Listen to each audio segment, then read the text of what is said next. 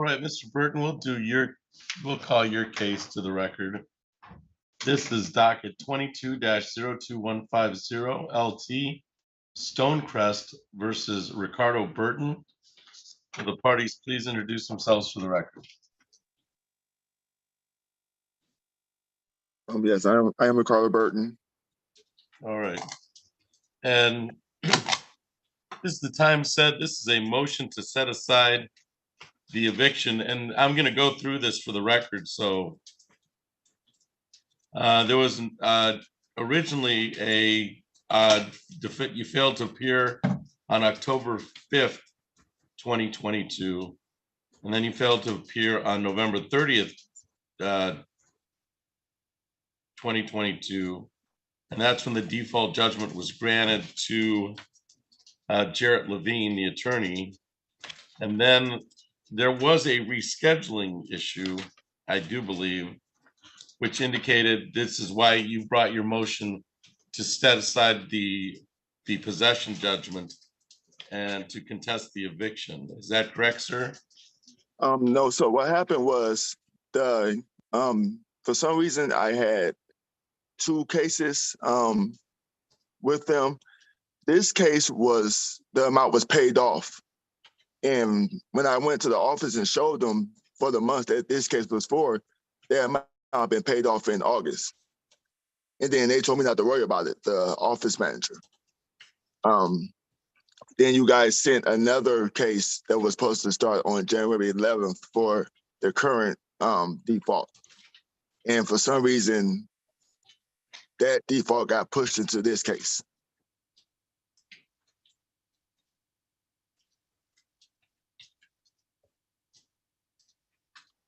Because when I did my motion, I did submit the payment. I believe it was August 15th that got paid to Stonecrest for the months of May, June, July, and August, I believe. All right. Yeah, I see that as a part of this. I don't know what the civil department's doing here. Yeah, that was the thing. Because when I went to the office with this, and I'm like, these months been paid. They told me not to worry about it. That's why it didn't come to the court date, because I was thinking that it was just an error and they were going to just throw it out because I had another court case set for the 11th of January. Yeah, I see the 11/30/22 failed to appear notice was sent to you, but you're indicating that they told you not to worry about that. Yeah, when I got the very first one saying that I was in default for May, June, July, and August, I went and I went down to the office and those months had been paid. And they told me don't worry about it. So when I got the further notices, I wasn't concerned with it. I was just thinking it was going to get thrown out by them because they told me not to worry about it. I wasn't thinking I had to come and do anything because those months had been paid. I didn't know they were going to try to roll over the current months that I was living here into that case, because that's basically what they did. I'm not sure what's going on here because he does have a pending case with Stonecrest. Totally different docket. Right, and before Judge Buchanan for non-payment of rent, and they just filed the summons and complaint on that case on 12/27. There's no hearing date yet, so this was signed by Judge Buchanan on December 22nd to indicate why we're having a hearing today. So I'm unclear on what's happening. So. Well, do we have notice that Stonecrest got notice of today's hearing? Because I don't have anybody from Stonecrest here today. I mean, I told them myself that we had. So you have a case in front of Judge Buchanan right now? On the 11th, there's supposed to be a case. There's supposed to be for. Yeah, he doesn't schedule. Yeah, he did not even know about it. I don't know. He said on the 11th there's supposed to be a case. I don't. There's nothing. There's no date. I know somebody has been served yet. Yeah, when I filed my motion, it was still in the system. I don't know what happened since then. When I filed my motion, they looked me up and that case was in the system. I don't know what happened since then. I don't know if Stonecrest was notified. I honestly, personally do not know what the process is when somebody files a motion to say that writ of eviction, I would assume that they have to send it out. How did you get notice of today's hearing? When I Mr. filed the Burton? motion, they sent me paperwork inside the mail. Would have sent it to them. Yeah, they would have sent it to Mr. And it's here, Jared Levine is here.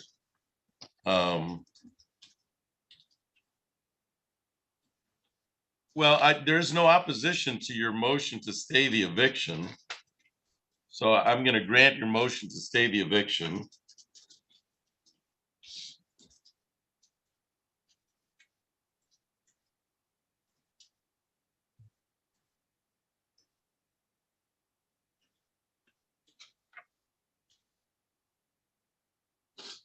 Now the question is, I don't know if I don't know if you have a pending case in front of us, really. He does in front of Judge. I mean, they said, Okay. I know I had one on the 11th. I don't know if they canceled it or not. I had one on the 11th of January. Still pending in front of Judge Buchanan next Wednesday at 8:45. Okay, so you still have a case pending in front of Judge Buchanan on Wednesday at 8:45. That's the January 11th date that you just gave me.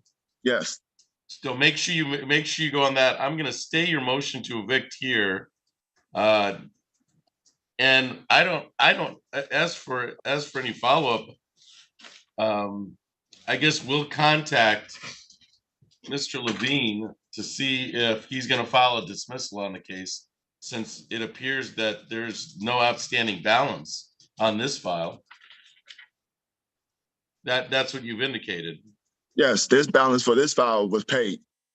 All And right. that was the So the thing that confused me, because this got paid in August, and I was like, when I went down to the office and she told me not to worry about it because they had been paid.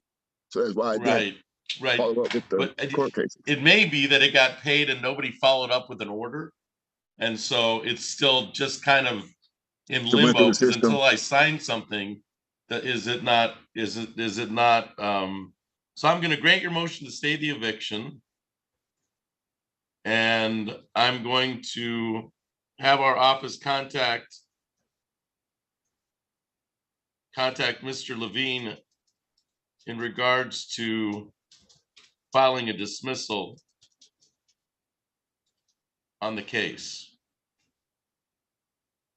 Yes, and I would just go to my next hearing, and then, like I said, And it's the then, case yeah, that, just go to your Wednesday hearing, okay? okay, And then if we hear any different, well, you'll hear from us, but as far as this is concerned, I'm really just waiting for dismissal from Mr. Levine so that we can put it in the file and in this file and let you go on with your file in front of Judge Buchanan. okay.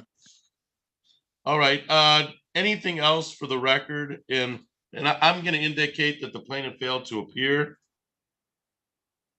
So motion was granted. Does he need the Judge Buchanan Zoom information? Do you need Judge Buchanan's Zoom information in order to hop No. into that Zoom room? No, I still have the paperwork for that. All right. So I'm gonna indicate that the plaintiff failed to appear today. And then we'll follow up on the file to get a dismissal. All right, Mr. Burton? Okay, thank you. All right, thank you. Thank you for your appearance today. All right, you have a great day. You too. There's a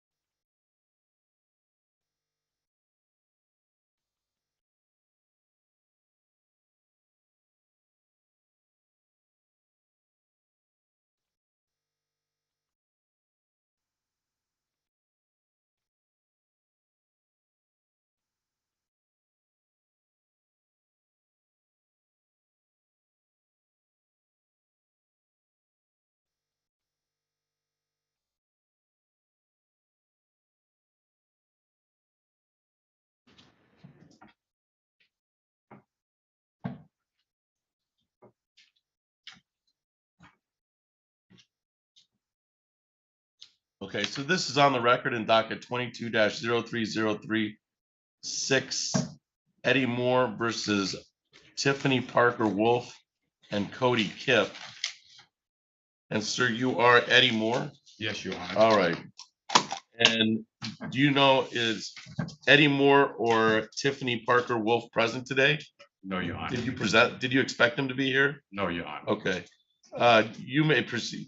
My understanding is that this is a motion, notice and hearing, because we changed the court date. Yeah. And then you did, and then you had some sickness and you did not, you came on the original court date, not Yes. on the change court date. Yes, Your Honor. Okay. And what's the status of this case right now? We still need to continue to pursue. Okay. Yes. All right. So, and that's the same with the second case too. I agree. That's right, Your Honor. All right. So let's go ahead and I'm going to. My question is did they get service of this? I don't know that they got service. Nathaniel, did Moore and Parker Wolf get service?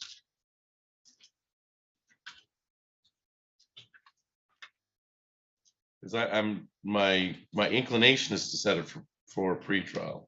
Yeah, they did. They did.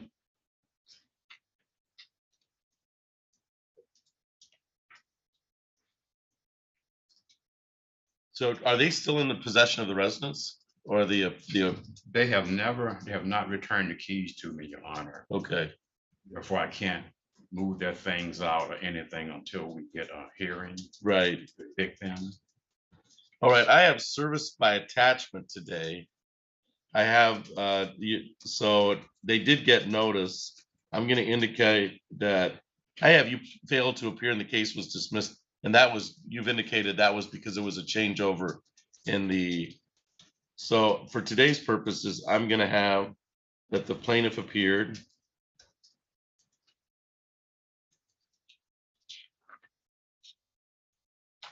Your motion's granted to resurrect the case. Because it was.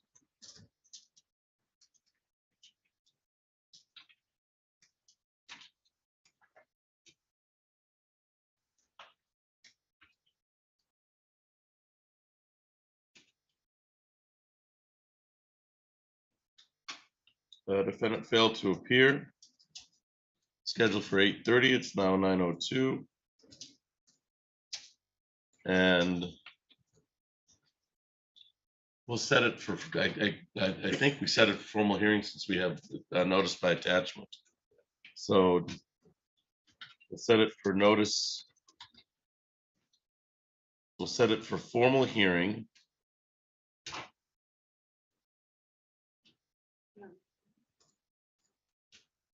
We have a hearing date. March 6th date. Let me check. This will probably be on both files, right? Yes, Yeah, Your because the Honor. next one needs a formal hearing also. Yes, and it's been like maybe 3 or 4 months trying to bring it to the court because of the. Yeah, and our formal hearing dates are really running in March, the beginning of March. Oh, wow.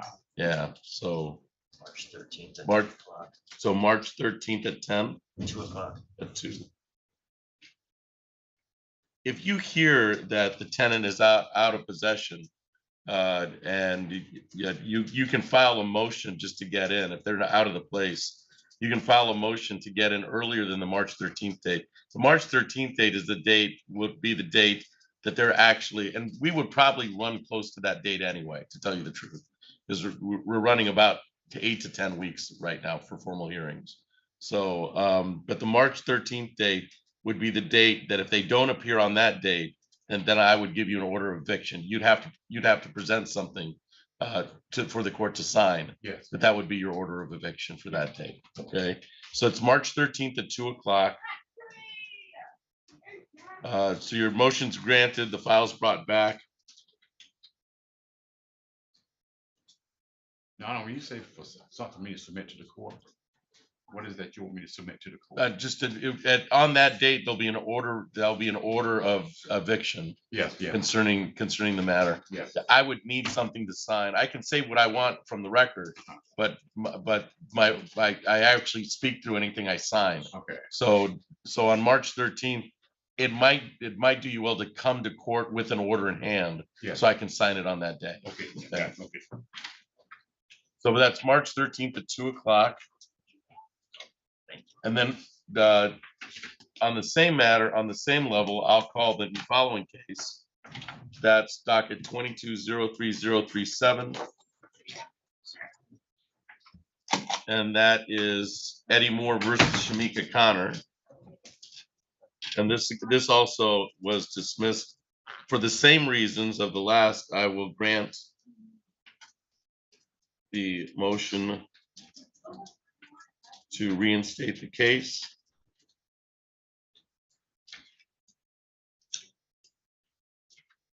And indicate that the defendant failed to appear. It is now 9:05. This is scheduled for 8:30. And then similarly, can we use that same date? Yeah. Okay. Time and everything. So similar, I'll put this one along with the other one. Thank you, Your Honor. So March 13th at 2:00 for formal hearing. And so if they fail to appear on that date, then I will sign any order you have Yes, for me in regards to possession. yes, thank you. Okay. Reinstate DOT. March 13th at 2:00. All right, Mr. Moore. So both files are back and on the court's docket. Do you have anything else for the court to consider at this time, or any questions of me? No, Your Honor. You're Thank all you very much. you're all set, Mr. Moore.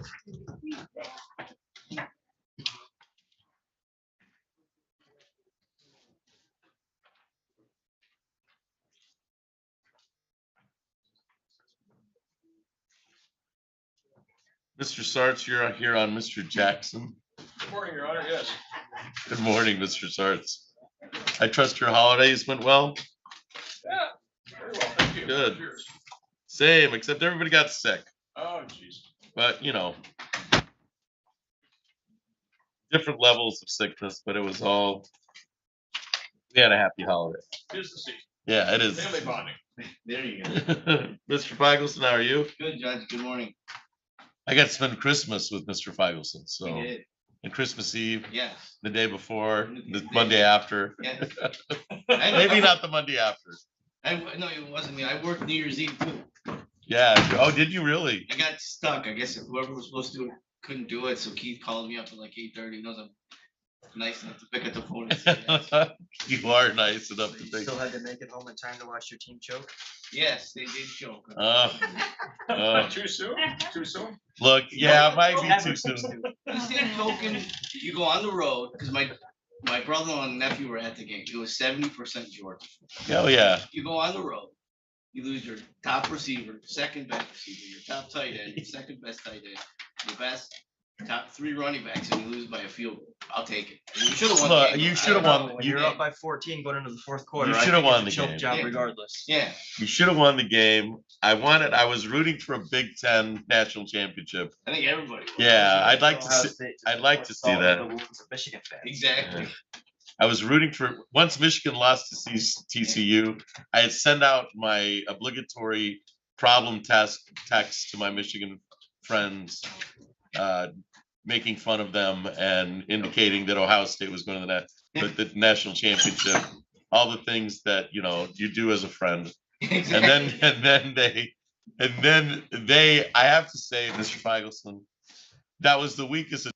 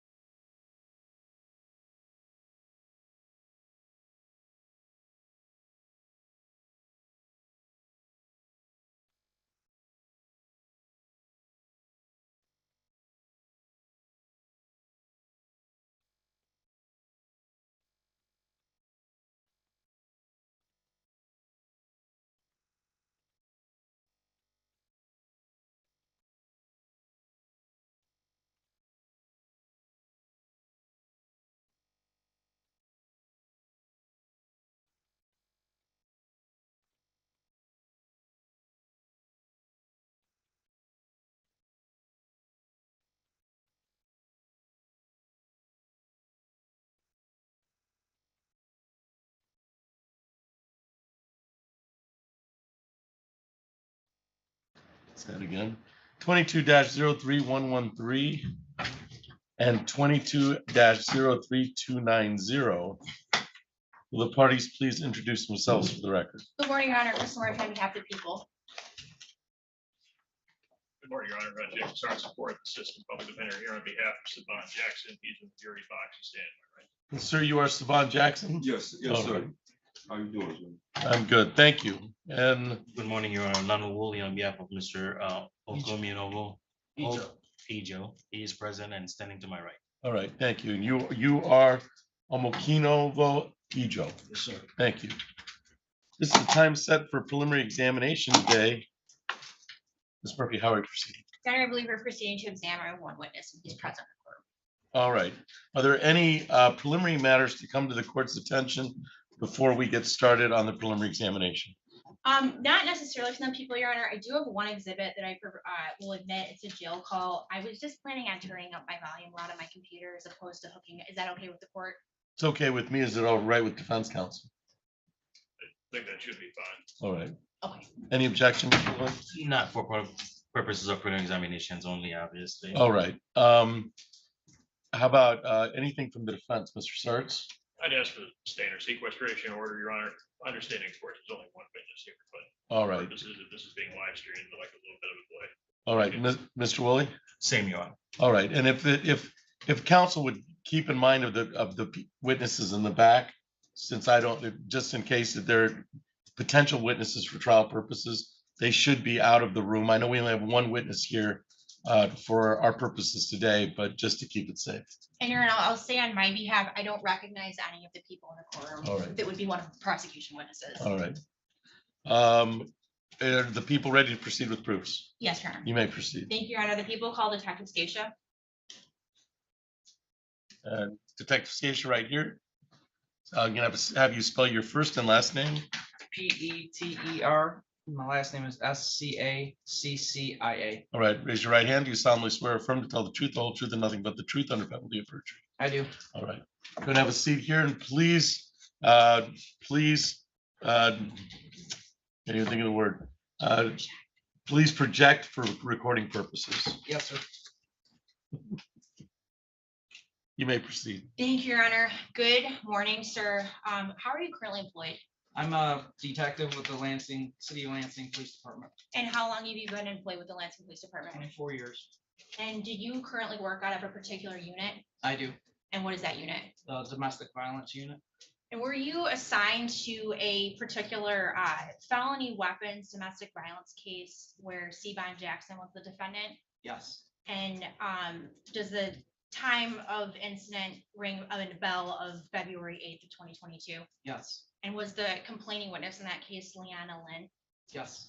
And can you just give me a rundown, generally when you're a detective assigned to a case, any information you take down, what's kind of the just general gist of what you do? Jack on the ground in terms of relevance here, Your Honor. Your Honor, I have to lay a bit of foundation to get to the witness interference count. This is the predicate felony case where the witness interference count springs from, so I gotta get there somehow.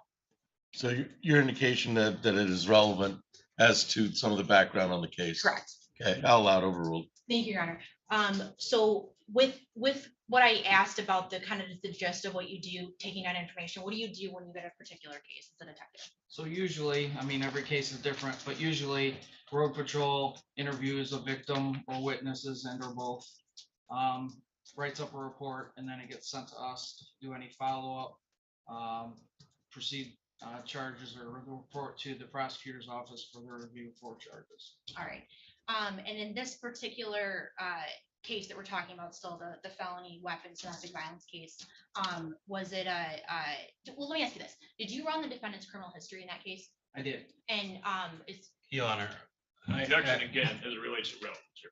And Your Honor. I'm also going to object as I don't know how that's relevant to my client, so we'll have to bifurcate the questions as to which defendant she's addressing, so we don't have any confusion on the record as it relates to my client and what he's charged with. Okay, I think that's fair. Ms. Murphy, your response as to Mr. Sartz. Yes, Your Honor. Is my response to Mr. Starks, this is very relevant. Again, I think the court will see where I'm going with this as we kind of get further along, laying some foundational pieces where we get to the jail call witness interference about what was read by the detective on that lien. So we definitely get there. It's definitely relevant, and that piece of the puzzle will become very apparent. So I'd ask for a little bit of leeway. The Mr. Contents of the lien, of course, are basically based on hearsay and should not be admissible in any sense of the term, in terms of testimony about it in this context, Your Honor. Thank you. Could the witness indicate that, that he read the lien and then without indicating what he read, indicate what he did in an investigation concerning the lien? Yes, Your Honor. And then we're not getting into the substance of the lien, but only it's being offered for as to why he did what he did in the investigation. Absolutely, Judge. I'll start off with that, and then I'll ask more specific All right. questions when we get to the jail call. All right, so as to Mr. Sartz, without understanding, I'm going to sustain the objection without understanding. As to the ruling by Mr. Woolley, relevance as to his client. Your Honor, his client's charged under an aiding and abetting theory. So where I'm going with the particular lien situation, which I'll get to once we play that jail call, it would be more so relevant to defendant Jackson and not so to defendant Ejo. All right, but so for purposes of prelim, I'm going to allow the testimony to continue without the contents being indicated and only what he did investigation. I'll make the same ruling as to Mr. Woolley's client, Mr. Ejo. Thank you, Your Honor. So with that, you said you ran a criminal history. What is that? It's basically their criminal history and lien, their history. Do criminal histories show aliases? Yes. Okay. During the, I guess, course of investigation or course of that particular felony weapons domestic violence case, did you come to learn some information about a phone call that was made? Yes. Tell me about that. Actually, he brought to my attention that there may be some witness intimidation phone calls being made by Mr. Jackson to his friend. Okay, and was there a particular phone call that was the basis of this? Yes, on September 11th, 2022. Okay, and did you have an opportunity to listen to that phone call? I did. And would you recognize that phone call here today in court if I were to play it? Yeah. Okay. Bear with me one moment. I'm hoping this comes up right away and plays loudly. Let's see. Your Honor, I'm going to object to this on the grounds of lack of personal knowledge and lack of foundation. Thank you. And I'm also going to object on the basis of authentication. All right, so well, we have not authenticated it yet. It's still under authentication. I'll sustain both. I'll overrule both objections for now and let you get into it, and then I'll entertain any future objections. Thank you, Your Honor. And what I'm going to do is ask the court for permission. I'm just going to play a portion and ask detective if he recognizes the phone call and if that's the one he listened to, and then kind of go from there. Okay.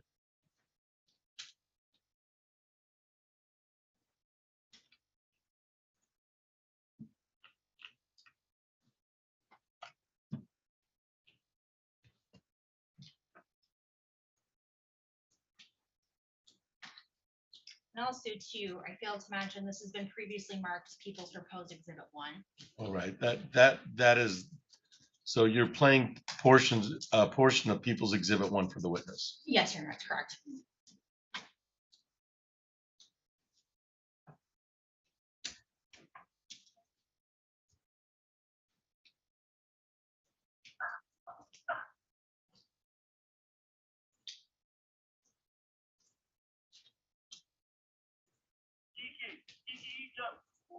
And I'm going to stop it there, but I want to back up a little bit.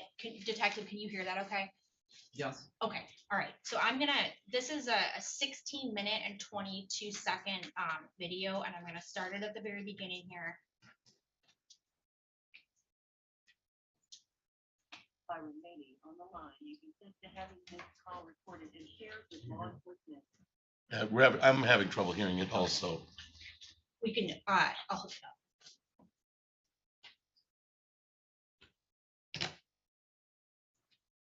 So for the record, there's some technological issues. You're going to hook it up to the main speaker or to the.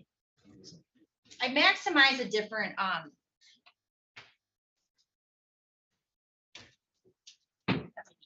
I think maybe if we just look. All right, that we way can it's- take the time for that. That's just to make it easier for everybody to hear.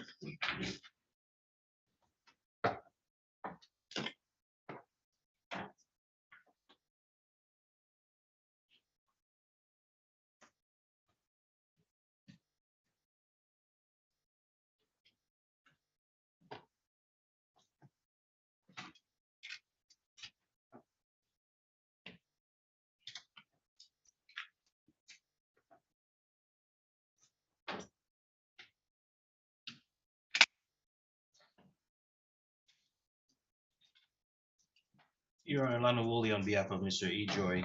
I also, while they're doing this here, connecting the audio, I also want to place on the record that I'm objecting to the audio being played because we have an issue of chain of custody, Okay. and I don't remember receiving anything of that regarding how the detective would have come across and obtaining it.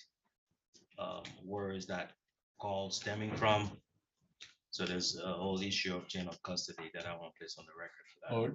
All right. And Your Honor, on behalf of Mr. Jackson, I would also request the same objection. Thank you. All right. First of all, the detective will be available for cross-examination concerning chain of custody. If you have that, the exhibit has not been admitted yet. The second aspect is my understanding is this is just laying the authentication concerning whether it is what it purports to be under 901. So yeah, I'll sustain your, at this time, I'll take your motion under advisement and wait to hear further testimony as to authentication. Thank you, Your Honor. Okay, Your Honor, and I am playing this from the 00 mark. I'm starting at the very beginning. This call is being recorded and may be shared with law enforcement for prosecution purposes. By remaining on the line, you consent to having this call recorded and shared with law enforcement. Enter your PIN number now. Please enter the area code and phone number you are calling now.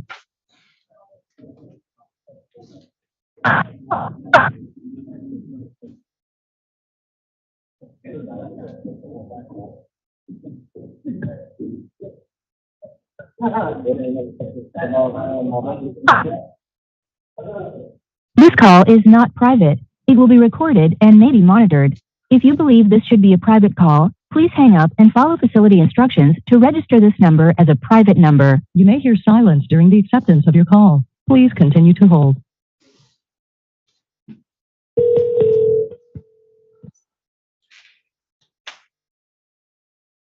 Hello, this is a prepaid collect call from Joe. an incarcerated individual at Ingham County Correctional Facility, Michigan. This call is not private. It will be recorded and may be monitored. If you believe this should be a private call, please hang up and follow facility instructions to register this number as a private number. To accept charges and consent to this recorded call, press 1. To refuse charges, press. If you are an attorney and this is a privileged conversation, stop talking and contact 517-676-8356 to have this number blocked from recording. By remaining on the line, you consent to having this call recorded, unless this number has previously been added to the non-recorded list. Thank you for using Securus. You may start the conversation now. What's the demo is? Hello? Who is it? Who is it? Kiki. Who? Kiki. Kiki E. Joe. This Lily, right? Alright. I'm calling for your baby daddy, man. He over here. So hold on. Hold on, nigga. What's up, baby? I'm stopping in at the 2-minute and 14-second mark. Detective Scatia, is that the phone call, the jail phone call that you listened to? Yes. Okay. Now, Securus, tell us a little bit about how the jail call system works and what kind of goes into determining, who called what, who's attached to what call, things like that. So Securus is a platform that the Ingham County Jail uses. It records video, audio calls, text messages, almost like an email system, and that's just the name of the platform that they use. In order for someone to use it on the jail end, they have to input a PIN number, their identification code to gain access. And they can also get into their commissary, order food, things like that. So you have to, it's all personalized by their PIN number. Okay, and the PIN number, correct me if I'm wrong, but is that attached to a particular jailer or inmate? Does each jailer at the jail get an assigned PIN number? Correct. Okay. Let me back up just a little bit. The phone number that was called on this particular call, what if anything did you notice about that phone number? It's the same phone number as Leanna Lynn's phone number that was in the February domestic assault. Okay. Did you come to learn I apologize if I already asked this, but did you come to learn the domestic violence relationship between Steven Jackson and Leanna Lynn in the first case? Yes. What was that? They have one child in common. They had dated for many years, and I'm not sure about the resident living conditions, but that was my understanding. Okay, all right. So going back to the PIN number situation. So we know that this call was made to Leanna Lynn, the domestic violence victim, and the first Steven Jackson case. What PIN number was this call associated with? I documented it in my report, but I don't remember exactly what it was off the top of my head. Okay, do you have if not, I can show you on my computer. Do you have your report in front of you? If you hand me my folder, I can. Your Honor, may I approach the witness with just to refresh his memory? You may.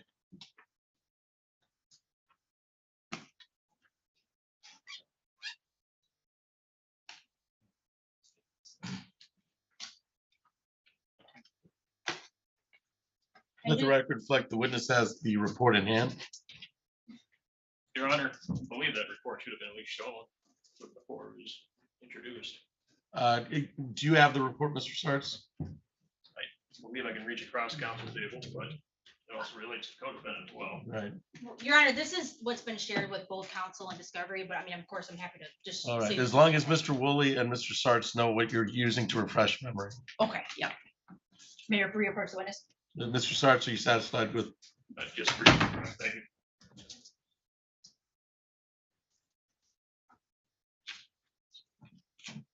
Yes, Your Honor, thank you. All right. All right, counsel, you can proceed. Thank you, Your Honor. And Detective Scasia, if you could just look at that report and if it refreshes your memory as to the PIN number and who it's associated with, just go ahead and look up and maybe if you keep your report in front of you after, just flip it over so you can't look at it just in case we need to refresh anything again. That would be great.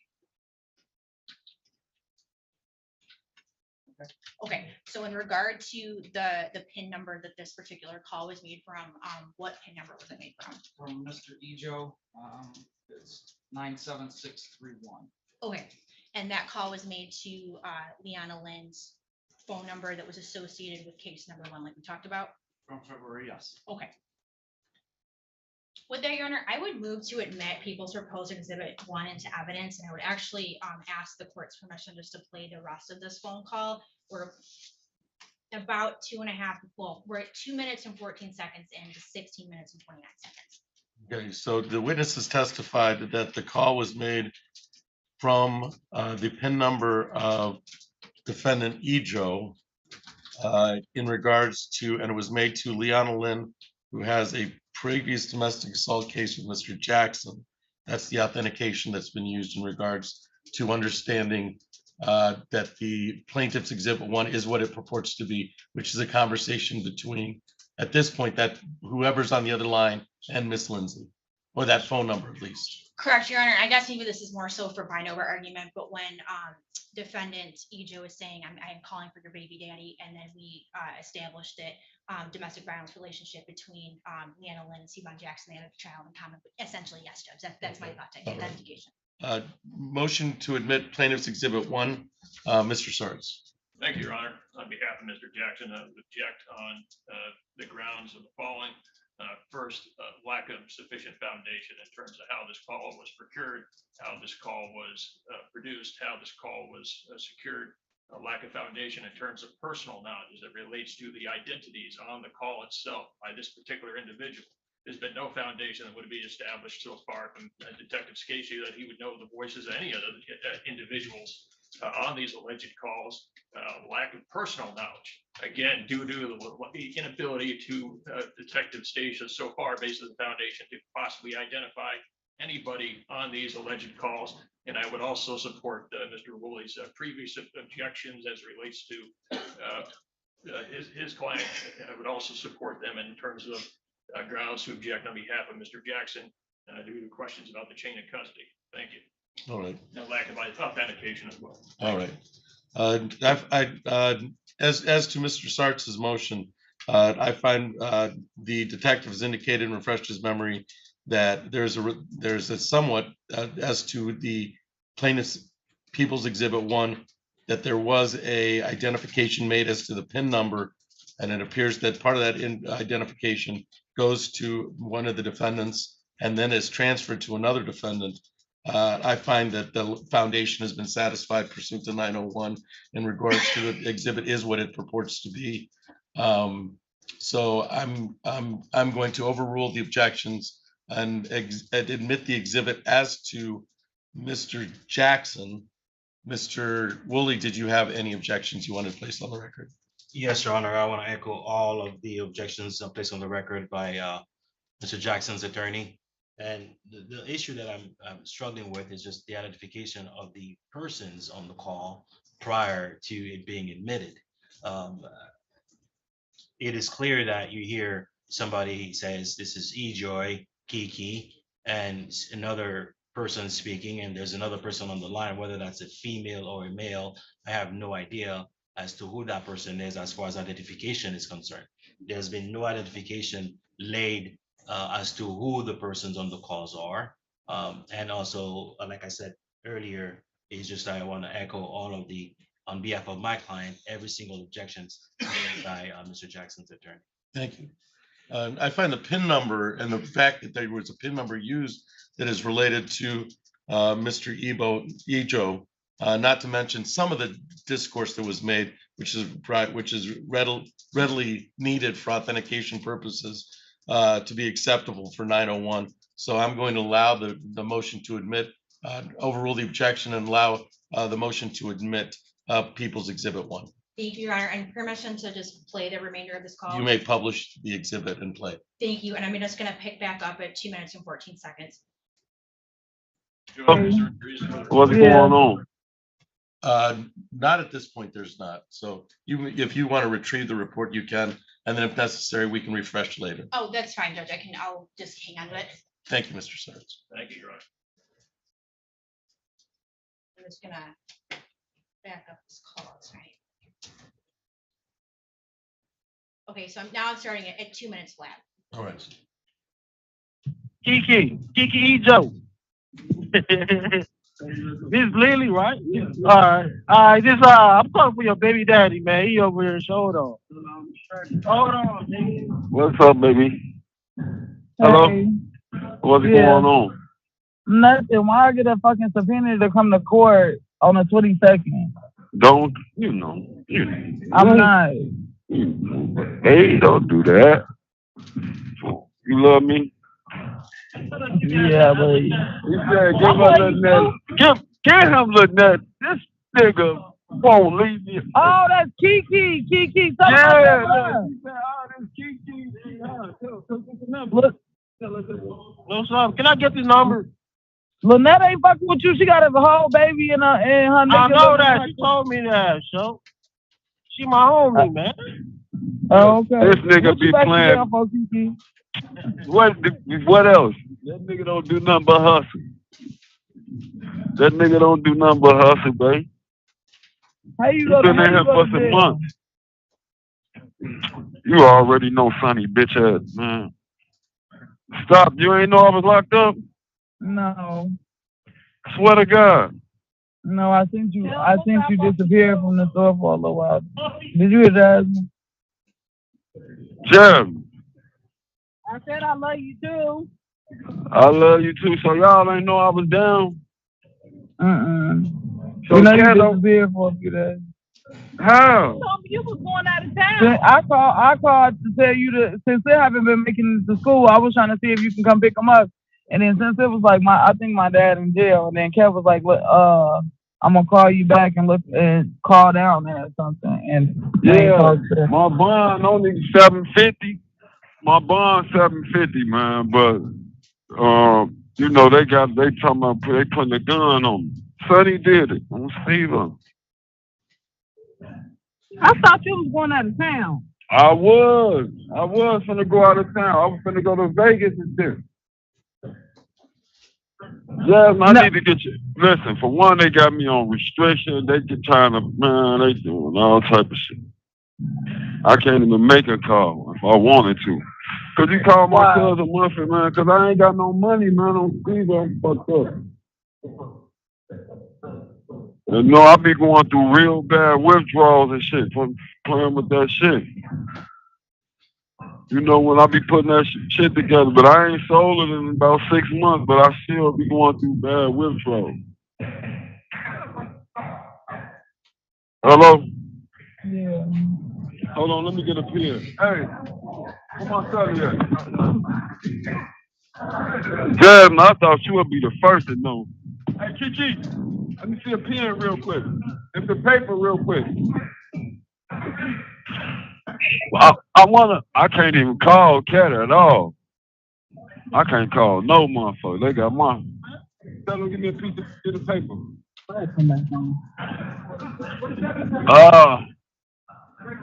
You know, now I be going through real bad withdrawals. Like when I be getting locked up. You hear me? Mm-hmm. I be sick. Like I do heroin or something. That shit ain't funny either. I'm talking about I be fucked up. Jasmine, what's your number, man? Jasmine phone number is 517-489. Hold on. Hold on.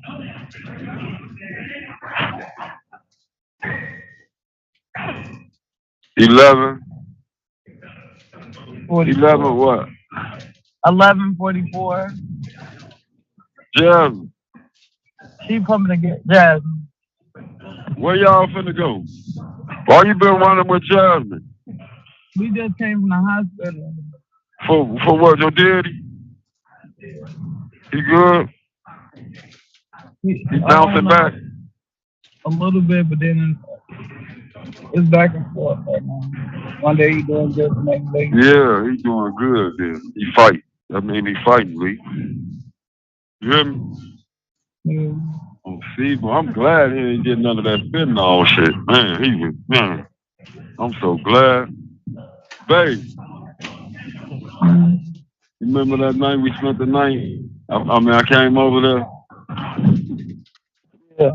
Yeah, I had one of my friends with me. That's why I ain't safe. You kept on asking me awkward ass questions. Who? You. I want to ask you awkward questions. Yes, you was. Talking about who I'm fucking. You was like, who I'm fucking and yeah, because everybody thinks you fucking somebody with HIV. With HIV? Yeah. Come on, man. I ain't fucking nobody with no. The girl with no teeth in the truck. Everybody keeps saying that. Who is everybody? Cat? Everybody. No, Cat is the only person I didn't hear from this time. Who? Bookie? No, I don't even talk to Bookie. Oh, my mom, I'm beating that bitch ass. The Cat beat her ass for me though. Cat beat the shit out of her ass for me on the G.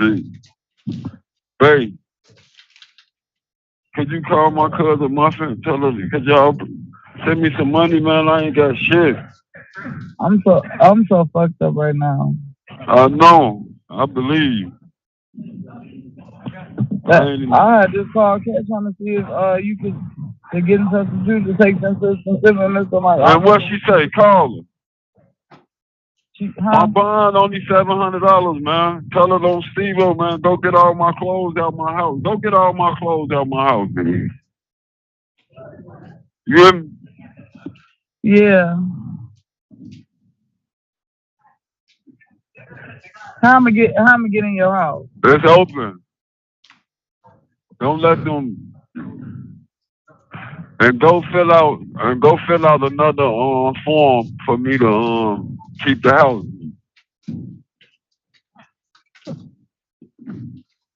What's another form of what? You know, I was doing the server shit. Sarah been paying your bills this whole time? Hell yeah. What makes you think they stopped? Because they stopped paying, they stopped helping me. Why? I don't know. When they stop helping you, they stop fucking lying. They did. They only let me do it 2 times. I did it 1 time for my rent. I did another time for shit, my light bill, my Comcast. Shit, my shit was all paid up to September, girl. 20th. So it need to be done again. I was finna do it.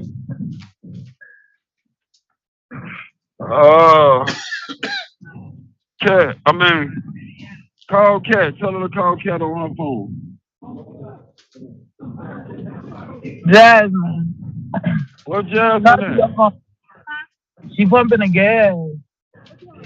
Can I see your phone? Cat on the other phone. Hurry up.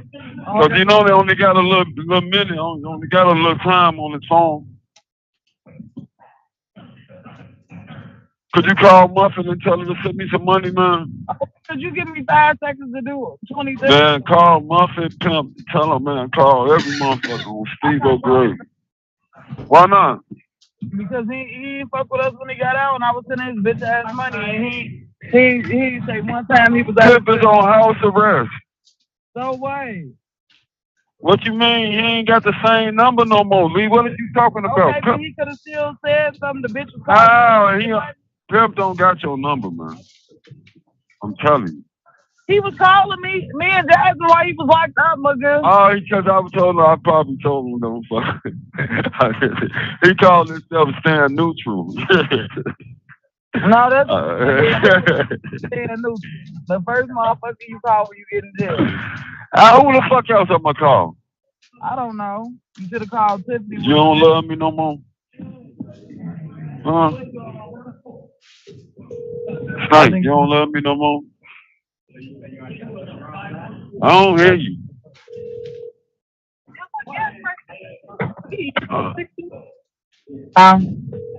You don't love me no more?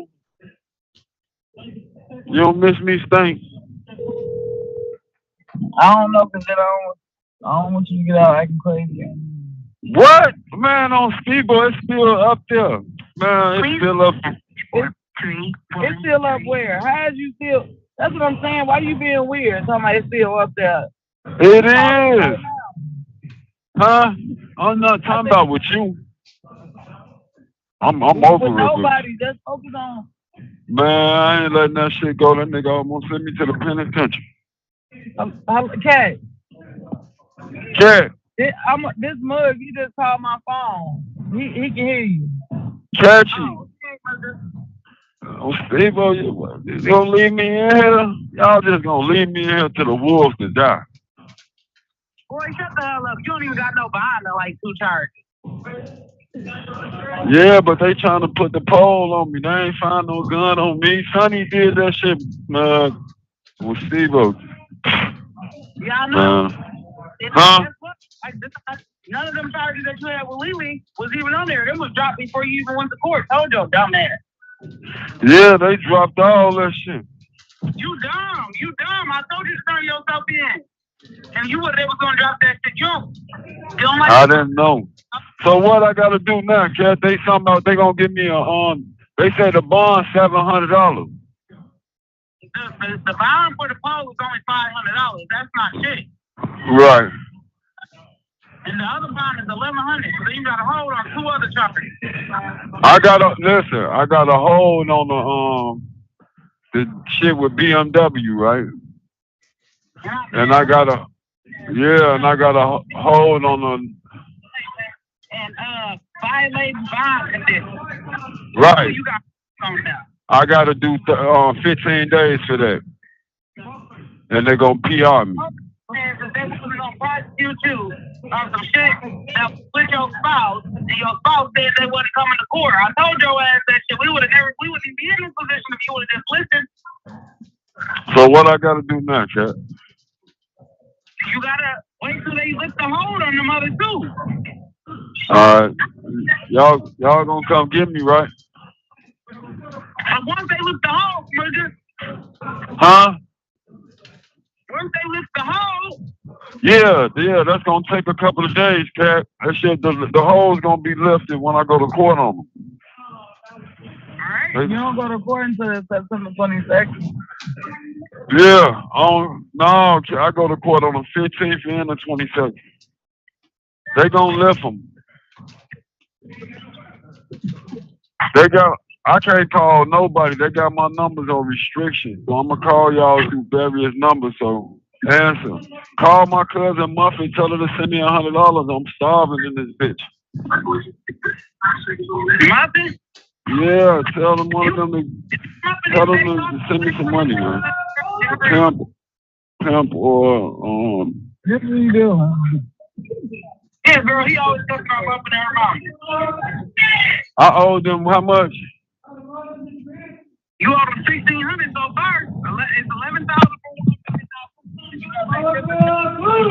That shit was ours. You know what I'm saying? So that's 1,600. Okay, don't worry about it. I get it. Whoever pays, tell them I'm gonna get out and pay them. Huh? They have to lift the holes, Roger. They have to lift the holes. You can probably even call a buyer and tell them you only got 800-900. They gonna come get you and let you pay the rest of it off. But you have to get them holes lifted. Yeah, I gotta get rid of the holes first. I know. Hey, call them back. Yeah. I'm gonna call you back, man. All right. I got it. What's Lynette's number?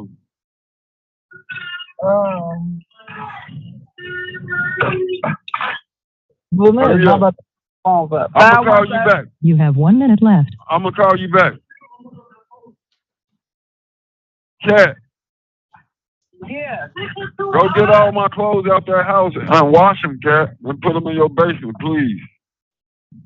The ones out your house? Yeah. All right. I love y'all. I'm gonna call y'all back. Love you too. Love you. Love y'all. And tell Sonny. No, just stay the fuck away from them. My mama, boy. The caller has hung up. Okay, Detective Spaceship, a few questions based on that call. The call itself, the jail call was made, and I believe you testified, correct me if I'm wrong, September 11th of 2022. Correct. And was there an exam date set for that first case that we talked about, that felony weapons domestic violence case? Okay, do you remember what date that was? I'm gonna object on the grounds of lack of personal knowledge. Allowed, overruled. Thank you, Your Honor. Do you recall offhand? If not, it's fine. September 22nd, 22. Okay, so jail call made September 11th, 2022, exam scheduled for first felony weapons domestic violence case, Stevan Jackson, Leanna Lynn victim on September 22nd, 2022. Correct. Okay. Now a couple of things in that phone call. We hear MUGA as an MUGGA. Is that, what if anything does that mean to you? That's an alias from Mr. Jackson. Okay. Also, we heard talk about, and excuse my language, that a hold on the shit with BMW at like kind of towards the end of that call. What if anything does that indicate to you? Mr. Jackson has a report filed in Ingham County. I'm gonna object on the grounds of lack of personal knowledge and pure speculation here on behalf of the detective. Response? Now we're talking about the detective trying to claim that he can read into the mind of Mr. Jackson, which is just, so objection, Your Honor. Response? Your Honor, it's definitely personal knowledge of the detective. It's literally his job to go back and do detective work to see what police reports are attached to which defendants. And this goes directly to circumstantially proving that this is in fact this defendant. There's a lot of pieces of that puzzle that I'm laying out. This is just one of many. He the male voice on the phone, which I at least I submit to the court at this point, has strongly circumstantially shown that that is in fact Stevan Jackson, talks about that hold with the BMW, and he has a case attached to that. So that's just one more circumstantial piece of the puzzle to prove that that is in fact Stevan Jackson, of course, here at a probable cause standard exam. And it's completely irrelevant because it has nothing to do with the alleged underlying case, which that Miss Murphy has been trying to lay the foundation on the entire time. So it's another prior alleged other act which has nothing to do with this case, no relation whatsoever, and should be irrelevant, and testimony about it should not be admitted in these proceedings. Thank you. Your Honor, I'm not admitting it to show any type of propensity or anything like that. It's simply to go to ID. It's a circumstantial piece of the puzzle to show ID. I find it relevant as to the subject of identification, not for any character purpose. So the objection's overruled. Thank you, Your Honor. And Detective, in regard to, well, let me ask you this.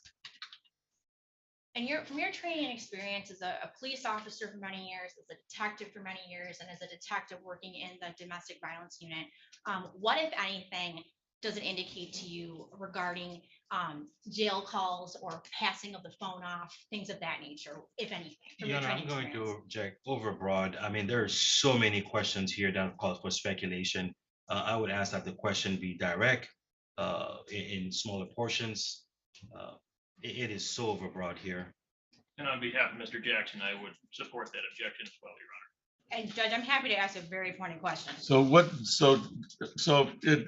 I'll sustain the objection as to being vague as to the breadth of the question, and you can rephrase. Thank you, Your Honor. Detective, from your training and experience as a police officer, have you noticed it common that domestic violence defendants will often utilize another jailer to get at their victim and talk to them in violation of a no contact order? I wouldn't use the word common, but it happens. Okay, how often would you say that occurs, roughly ballpark? I speculate, that's objection on behalf of Mr. That's clearly speculation. And Your Honor, I would say it's a training experience question, and as a police officer and as a detective, I think he can testify that based upon that for what he's dealt with from his caseload and as a detective in the domestic violence unit. I'll sustain the objection. Thank you, Your Honor. Okay, so you mentioned sometimes that's common, but not all the time. Okay, fair enough. And then with that, Your Honor, if I may have one brief moment.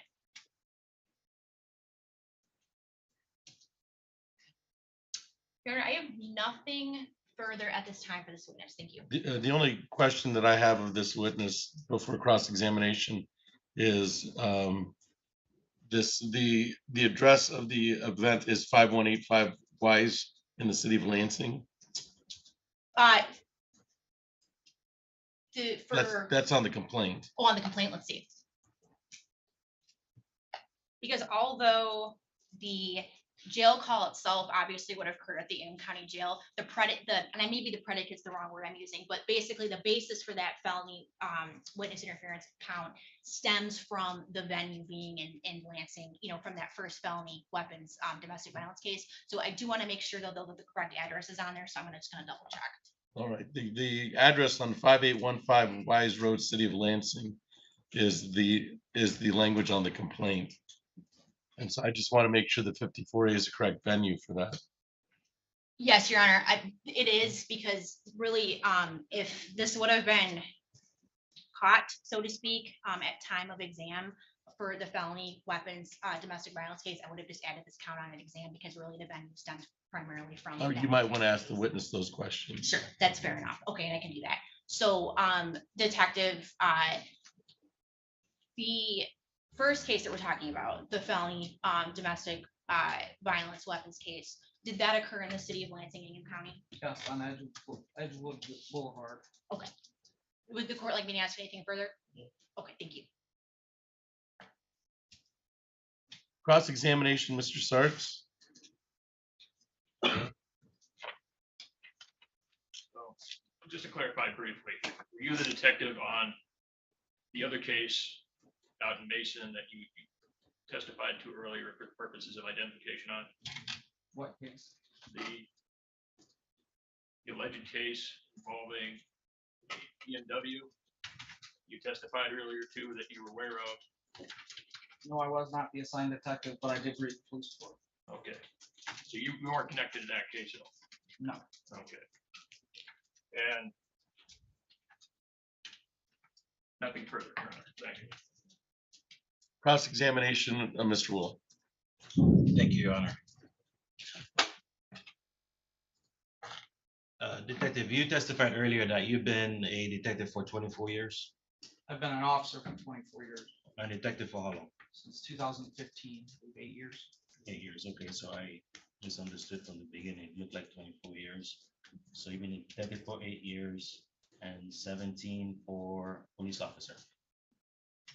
Close, yes, roughly.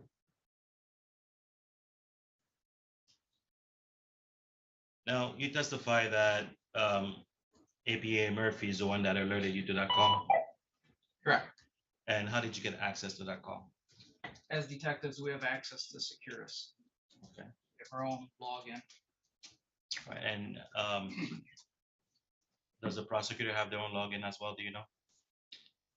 We'd have to ask her. I don't know for sure. You I don't? would assume so, but I don't know for sure.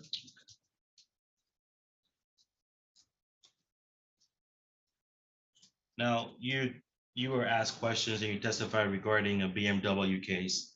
Was Mr. Ejoy part of that case? Not that I recall. Okay, they also talked about a case that involves a felony firearm, felony weapon, domestic violence for Mr. Jackson. Was Mr. Ejoy part of that case as well? Not that I recall. But I want you to be sure. I mean, you're the one that you were involved in the felony weapon DV case, is that correct?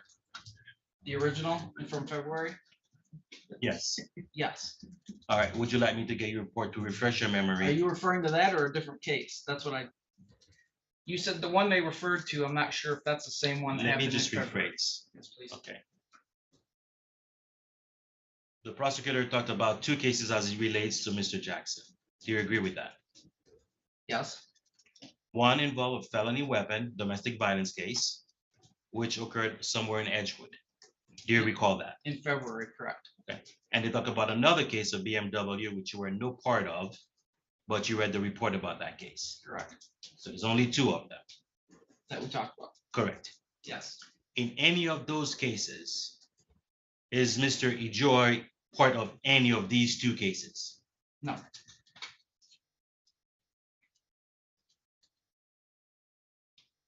You were asked a question about, is it usual or not usual for other inmates or detainees or prisoners to allow other people to use their phone in domestic violence cases? Do you remember that question? I don't believe it was said that way, but yes. Okay, and your response was, it's not common, but it happens. It said I wouldn't use the word common because I don't know how many times we observe it and we don't catch it. But You you'll know, just there's- say, sorry, go ahead, continue, I apologize. I was just asking if that makes sense, how I answered that. So it happens, but you wouldn't use the word common. I would not know. Also in that same breath, are there any other cases or any other instances why an inmate would let another inmate use their phone, their PIN number to make a call? Yes. Of your 22 years of experience, do you know of any law, statute, or criminal ordinance that prohibits and punishes that conduct where an inmate allows another inmate to use their PIN? I know. Okay. How long was that call, that recorded call there? Do you recall? Roughly 16 minutes. Regarding, I mean, we want the whole length regarding the beginning, the disclosures and all that stuff. About 22 minutes, 20 minutes. I thought it was 16. Okay, we'll go with that, 16 minutes. In those 16 minutes that we all listened to, do you have any additional information that tends to show that Mr. Ejoy did any of give assistance, offered to give assistance, promise to Leanna not to Judge, show at up? this point, I'm gonna have to object. He's asking detective to come to a legal conclusion, and that's really the court's job, not detective's job. And so at this point, it's not improper questioning. Allowed, overruled. Can you restate your question, please? Do you have any additional information outside of the recording that we all heard that my client helped, coerced, aided, and told the other person, Liana, I believe, not to participate in any court proceedings? No, you heard the same call I did. So that you don't have any additional information about his role outside of what we just heard in court today? Correct. did you in ensuring this case here, because you were sent to investigate, is that correct? Yes. Okay. Did you interview Mr. Jackson No. about whether or not my client was aware of whatever the prosecutor is trying to prove today? No.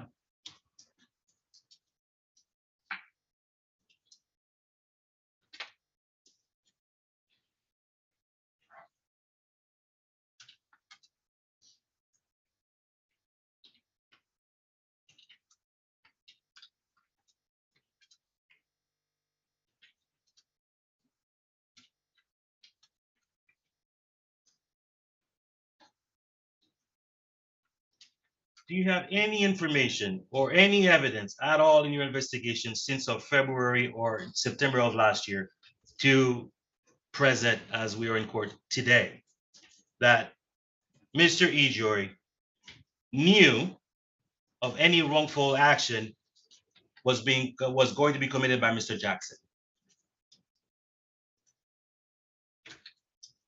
Do I know? Say your question one more time. It's please. okay.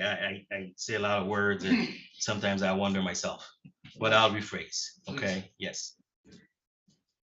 From the time you got this call to investigate up until right now, do you have any information or evidence that Mr. Ejoy knew or had any knowledge of any potential misconduct by Mr. Jackson? No.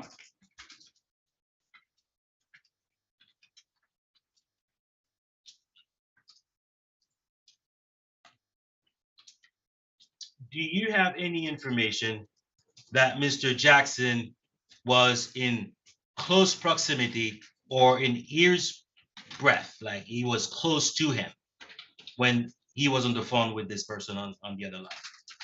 Based on the recording, you can hear them talking. Right. What I'm saying is when they're talking about the misconduct, because I mean, would you agree the call? Because we're here for witness intimidation, is that correct? Yes. Okay. And that part of the call lasted how long?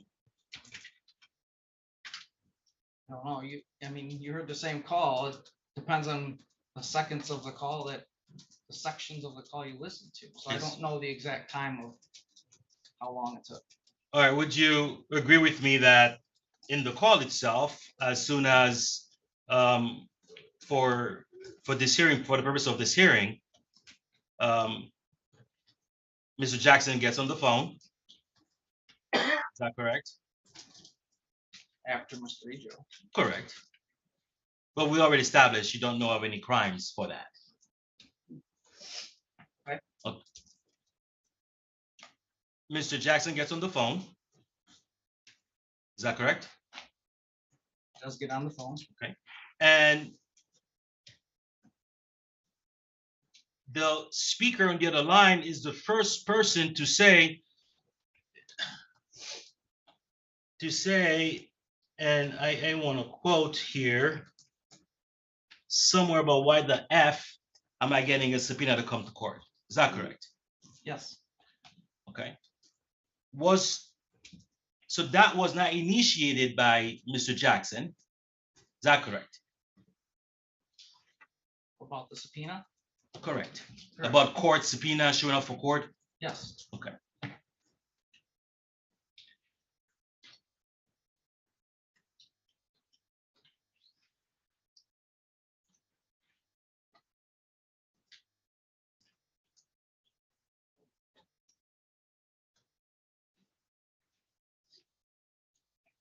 And outside of that statement, for those few seconds, the rest of those that recording was about bond, who you're sleeping with, trying to get out of jail. Is that correct? Amongst other things, yes. Or like what? Like the BMW incident, Okay. the pole incident. Pole incident? Yeah. Okay. So there's other things talked about. Okay, well, we're here today for witness intimidation. That's why we're here today. I'm not here for BMW or pole or anything like that. Yes. So in that call, that recording that we heard here, The rest of that conversation outside for those few seconds where the other person on the other line is the one that initiates the talk about subpoenas in court. The rest of it had nothing to do with that. I don't know if Ms. Lynn was intimidated or not. Okay, well, that's your own conclusion. But my question to you is, the rest of the conversation, did it involve anything to do with witness intimidation? Did Ms. Lynn feel intimidated? I don't know. I'm not asking you that. So do you think a You are BMW? asking me if there was intimidation and. No, okay, so the rest of the conversation, BMW, does that has to do with a DV case? I don't know. I don't know what the circumstances behind the damaged property was. So are you saying that you said you reviewed the case, is that correct? Yes, Okay, and you're a detective yes, for 8 years yes, and a cop before police officer for 17 years. yes, You testified you read the report and it is your duty to investigate. yes. In your investigation, you still came out with the conclusion that you don't know whether the BMW was relevant or associated with the domestic violence case? Correct. That was not your question, counsel. Your counsel was, did he know whether she was intimidated or not? And his answer was, I don't know. Now, that's another question you've just asked concerning the police report in the car. So all I'm saying is keep your questions consistent. And I apologize for this, Your Honor. And the reason being is that my whole question is regarding the rest of the conversation, right? I think he's answered, I don't know, but if you're not pleased with that answer, you can ask another question. All right, just so the record is clear, Your Honor. So you believe that his answer, and he can correct me if I'm wrong, that as it relates to the rest of the conversation, he doesn't know whether that relates to intimidation or the domestic violence He case. said he didn't know. Yeah, feel free to ask another question, but that's what his answer was.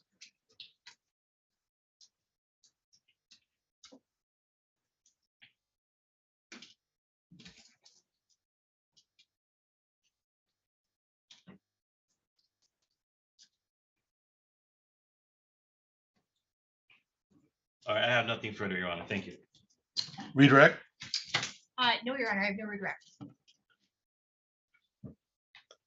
Does the people have any further proofs? I do not, Your Honor. People rest. Any proofs from defendant, Mr. Jackson, Mr. Suggs? No, Your Honor. Any proofs from the defendant, Mr. Ejo, Mr. Woolley? Defense rest, Your Honor. All right. Motion for bind over. Your Honor, the Oh, people. may the witness be Oh, excused? yes, Your Honor, of course, All right. yes. Without objection, the witness is excused. No objection.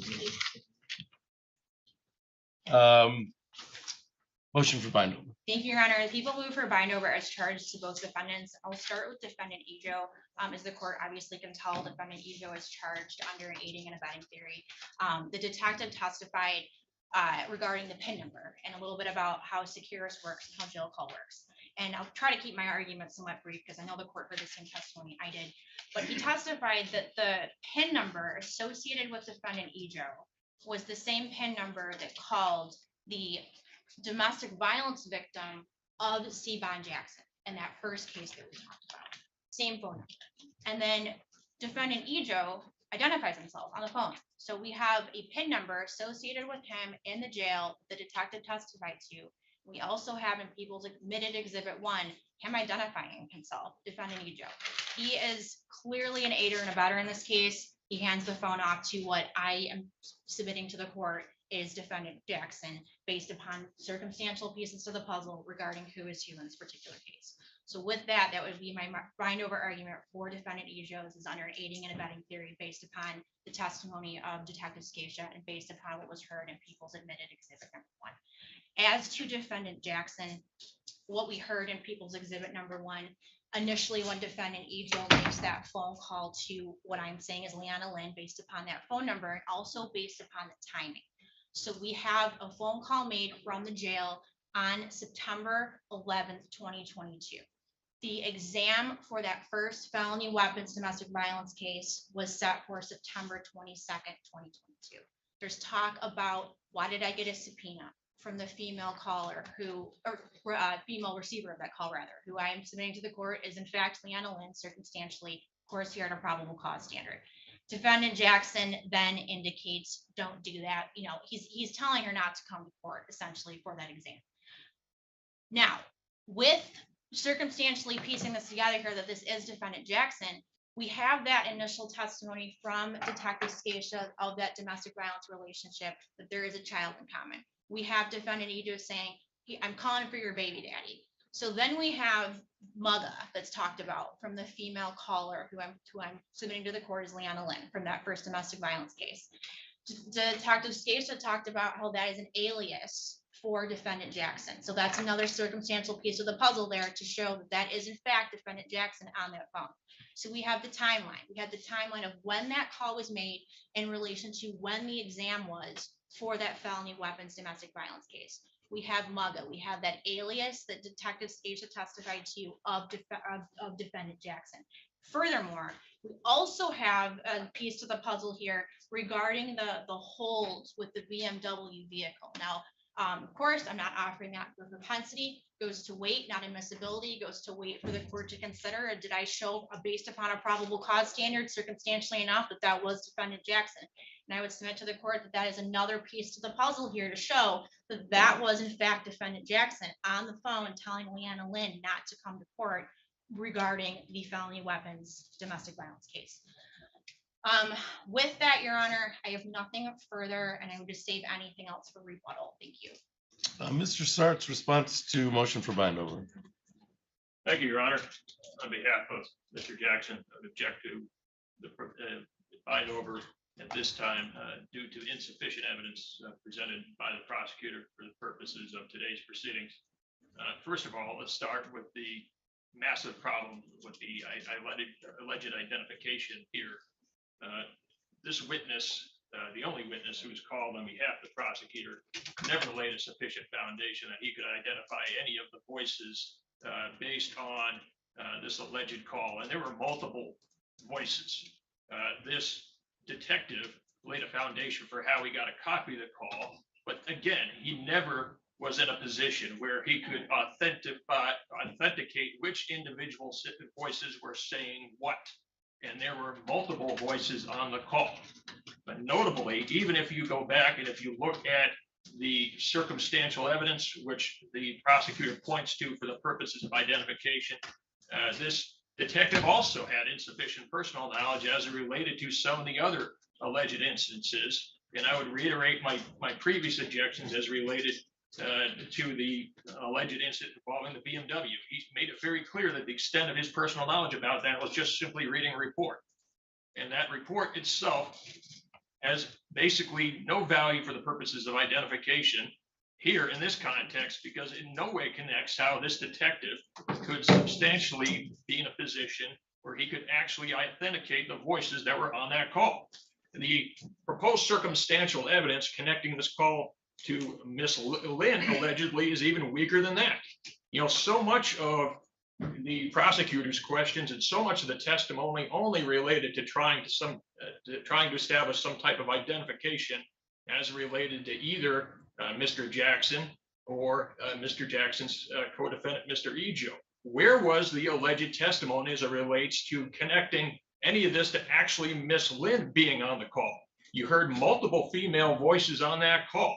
We don't know who was who based on the evidence and testimony of this detective. The detective didn't establish very clearly at all which voice was which, nor was there a sufficient foundational basis that circumstantially the court could infer the differences between the two alleged female voices on the call. Further, there was another voice in the background too. There were lots of voices. Even when the call first started up, you heard a bunch of male voices on the end. It was pretty clear that this call was being made in kind of a common area somewhere. You heard a lot of background noise. It was pretty clear that this call, based on all the calls in the back, all the noises in the background, was certainly made in an area on the other end of the call too, where you had multiple people there. So there has been insufficient evidence presented by the people for the purposes of identifications on the voices on any of the alleged speakers as it relates to this phone call. And further, Your Honor, even if even if the court is satisfied, even with all these problems with the identification here, chain of custody and everything else, this brings us to the charge itself as it relates to Mr. Jackson. The charge here is interfering with a witness. So let's take a look at the elements. Third, that the defendant intended to impede, interfere with, prevent, or obstruct the complaining witness from attending, testifying at, or providing information at the official proceeding. That's the third element here. So where is the evidence connecting Mr. Jackson in any way, shape, or form to any intentional actions intended that would in some way impede Ms. Lynn, or whoever the complaining witness was, in this case, Ms. Lynn, impede her, interfere with her, prevent her, or obstruct her from attending, testifying at, or providing information at an official proceeding. A female voice, and we don't know because there was an insufficient foundational basis to establish which female voice there was. A female voice initiated some type of conversation about a court proceeding. We don't know what specific court proceeding that was referring to. There was insufficient foundational testimony to make that connection very clear. But even then, there is no additional evidence that would support a theory that Mr. Jackson then attempted to or intended to impede, interfere, or prevent or obstruct this female voice, which again, we have insufficient knowledge from participating in whatever that proceeding was.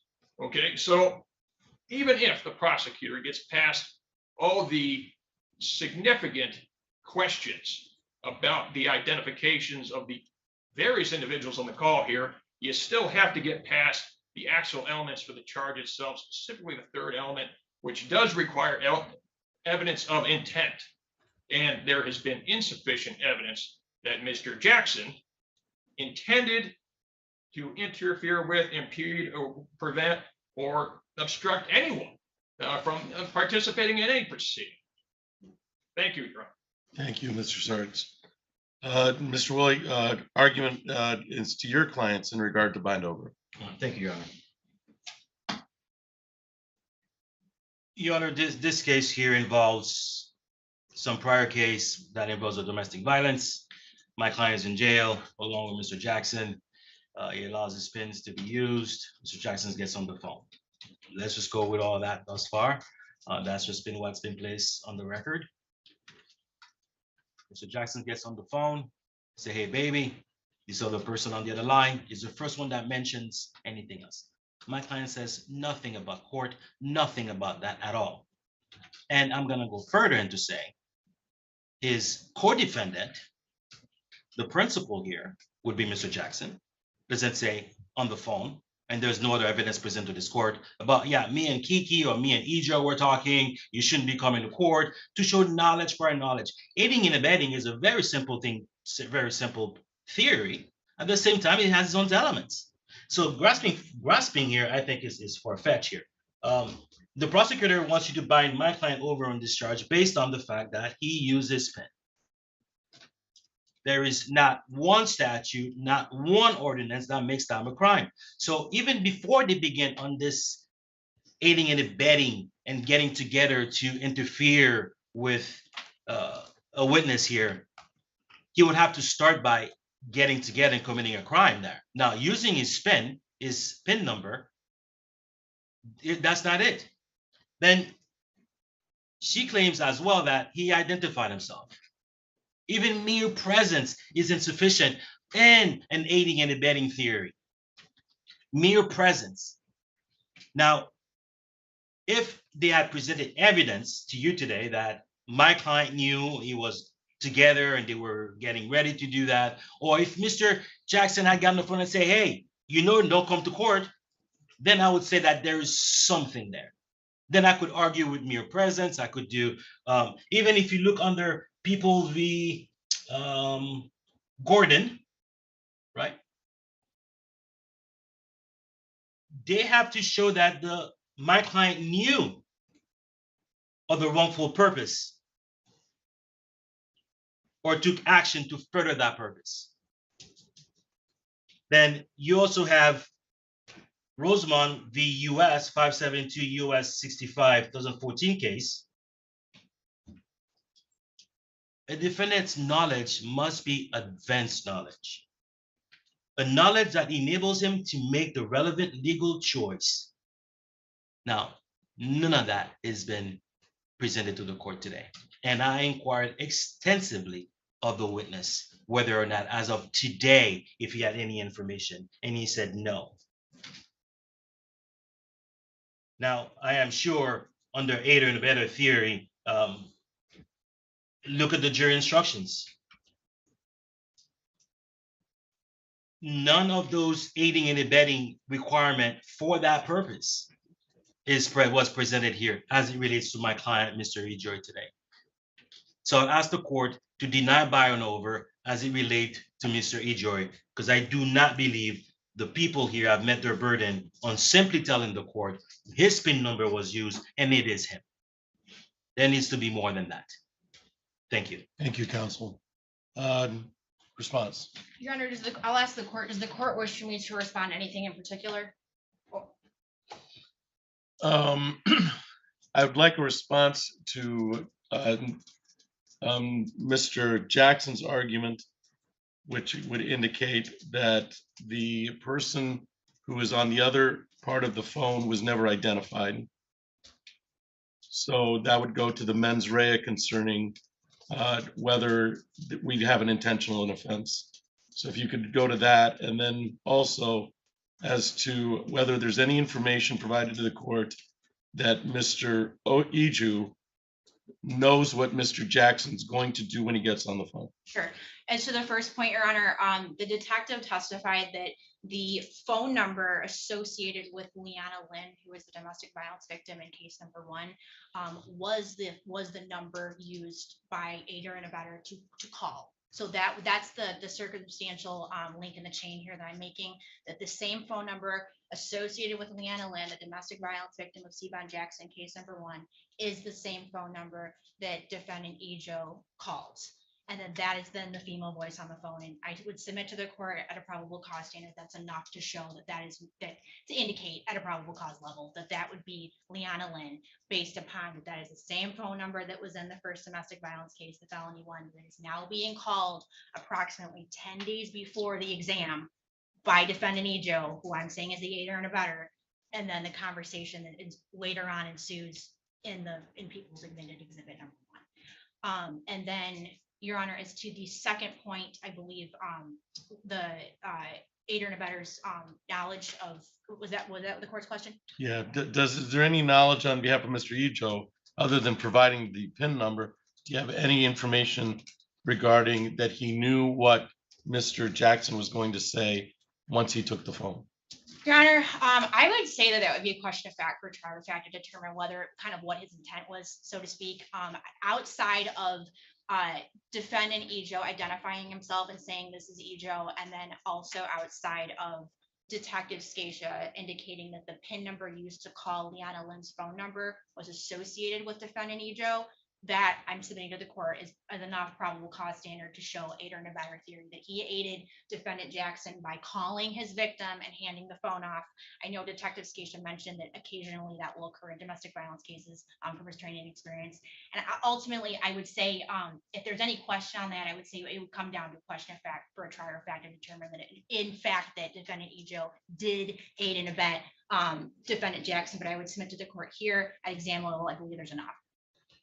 Thank you. Any argument based on the prosecutor's response? First of all, Mr. Sarnes.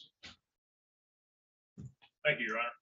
I would again reiterate my previous arguments against buying over here. Thank you. Mr. Woolley. Yes, Your Honor. Thank you. I want to go with criminal jury instruction here. In determining whether the defendant intended to help someone else commit the charge offense of witness intimidation, you may consider whether the offense was fairly within the common unlawful activity, which is what here? The phone call, which is not.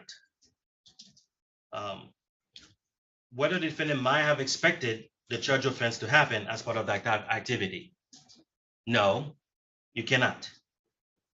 it goes further on to say there can be no criminal liability for any crime not fairly within the common unlawful activity.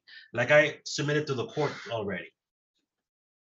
Had Mr. Jackson get on the phone and say, hey, we have court on this day, that time, don't come to court, I would be singing another tune right now.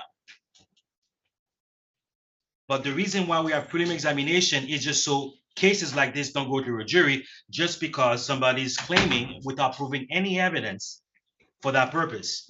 And I didn't even say anything regarding purporting to claim that whoever's on the other line is Liana. It goes beyond, right? So I'm not even gonna touch on that. Is the phone number associated with her? There's been no evidence given to this court that this phone number belongs to her to begin with. But that's a whole other argument on another side. As it relates to my client, there's got to be some evidence to the court, not just to come in here and say, well, it's fact for a jury. And that's why we have pre-examinations, for you to sort through those cases. Because when we go to trial, all is going to come to be is just his PIN was you, which is not illegal. And that is him, which is not illegal. And no other evidence. And whether or not a jury finds him guilty on appeal, there is no way an appeal court with all the appellate cases. I mean, there's tons of cases on aiding and abetting. That theory is specific.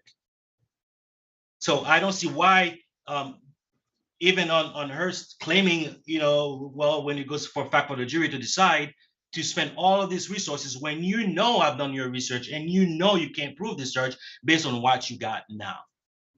And there's gonna be no more. Thank you. All right, so the court's heard the evidence of detective testifying along with the people's exhibit that was admitted and listened to. I will start as to Mr. Jackson. Mr. Jackson. Yes. So as to the date, September 11th, 2022, I believe that probable cause has been met in regards to, we're at a preliminary examinations, probable cause level, probable cause being the second lowest standard in criminal law, beyond a reasonable doubt, which is the conviction level, being the higher standard. We're at district court. This is a preliminary examination standard. The location of the offense is the call, which is the venue, which is the city of Lansing. Identification here is circumstantial at best in regards to you taking the phone from Mr. Ejo, who's charged in an aiding and abetting theory. The question is that you made a phone call to Miss Liana, and there's no identification of you in court. Okay, there's no identification from any witness of you in court. You called a number that's associated with a complaining victim in the case, and then you speak to that complaining victim about a nebulous, some case that is in the future, but that victim is never notified. And as to number 3 in the elements, there has to be an intent to interfere, attend, testify, provide information, or impede, interfere, prevent, obstruct, or attempt to willfully impede, interfere with, prevent, or obstruct the ability of a witness to attend. I have you contacting a person indicating on some level, though it's vague, but nobody talks in clarity, especially on the phone or ever in conversation, that the person is supposed to not, is possibly not to go to some hearing in the future. But I don't know who you're talking to. I can guess who you're talking to. I can guess that you're talking to the person who answered the phone of the number that you expected the person, but I don't know who answered that phone. I don't know anything about the person who answered that phone. And that's a problem for me. Okay, that's a problem for me. It's a problem at probable cause level. It's a problem in the evidence standard. I find there's insufficient evidence at the offense element of the crime in order to bind over district court. I find that the case is lacking on that level of, in an intent, a mens rea to impede or interfere. It's done circumstantially, but if I were to bind it over, it would just be bound over at the court level, and then it'd be on to a higher conviction. And it is not there for me today, based on the information I hear. So I do not bind the case over to district court. I find the evidence to be insufficient on the offense and somewhat on ID, which is circumstantial, but the offense level, So it is not bound over to circuit court today. So it's my reaction, maybe reissued as some type of misdemeanor or anything, but I do not bind the court case over to circuit court. Thank you, John. In regards to defendant Ejo, which is strictly on an aiding and abetting theory, there's no doubt you provided access. There's no doubt to me that you provided access. However, there is some question as to, did you understand your role in assisting the defendant as an aider and abetter in regards to what he was going to do? I simply don't have that information today. Okay, I simply do not have the information today. I can listen to the phone call. I can make circumstantial evidence and draw conclusions from it. But basically, what I'm left with is you provided access to somebody else, and then that somebody else talked to somebody they may or may not have known, according to the court. I find that's insufficient evidence to bind over as an aider and abetter, and therefore I deny the motion for bind over at this point. I deny the motion for bind over as both defendants. Thank you, Your Honor. Thank you, Your Honor. Thank you, John. Thank you. Frank.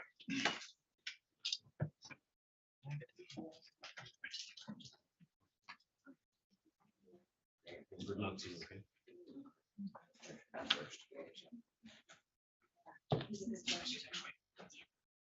Nice to meet you.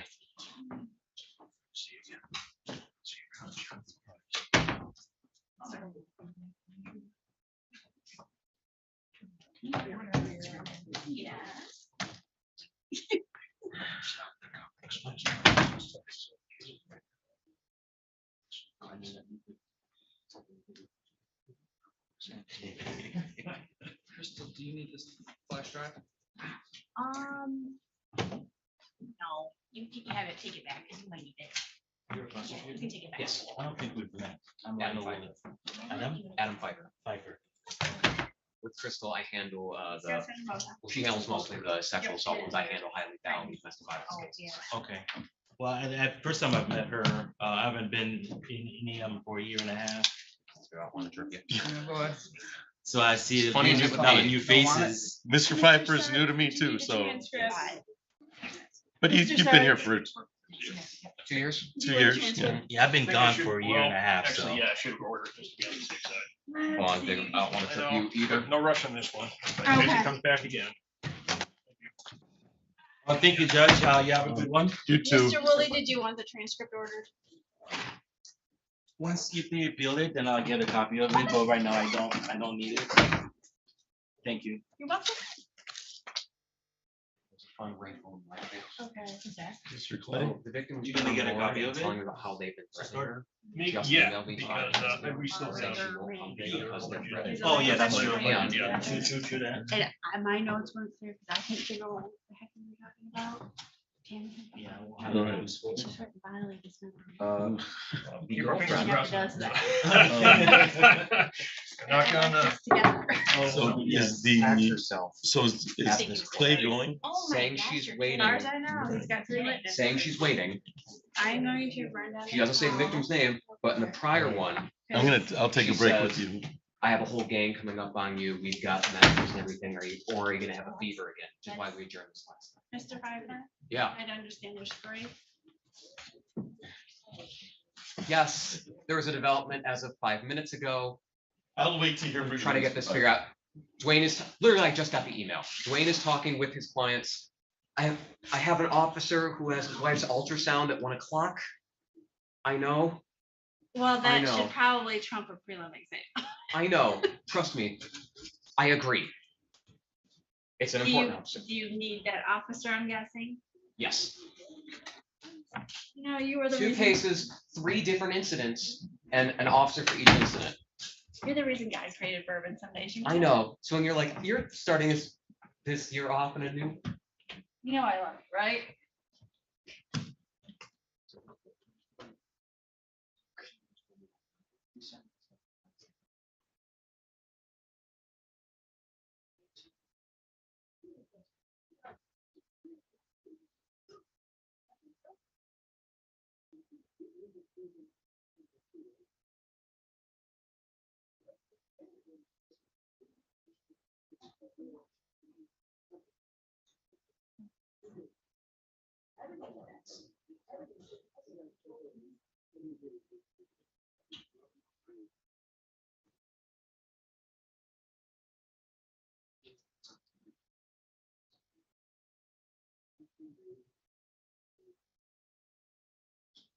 Okay. Okay, Like, I'd be happy starting it with the other two officers. It's just like the one who has the baby thing is the one who's making my deed. Daisy chain out. And continues. Also, has been anyway, let her here, given that she just told me everything she's told me.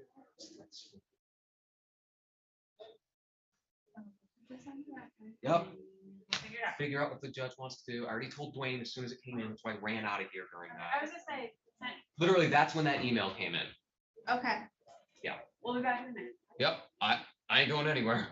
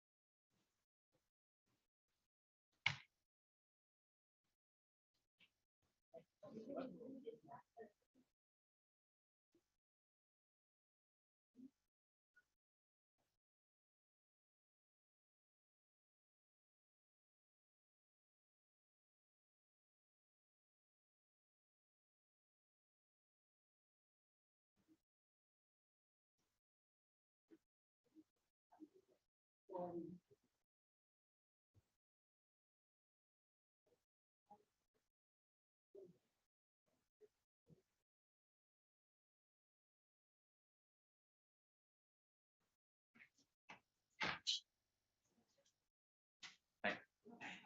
So the thing with your wife's at 1 o'clock, right? Yes. No. Yeah, they're talking top of there. I informed the staff what's going on. Literally what's supposed to. Yeah, go into wife's ultrasound, she trouble keeping it. So very much. So. Okay. Even if that means you're coming, if I can start it with them, come back at a later date. I think he's trying to. No, he's trying to.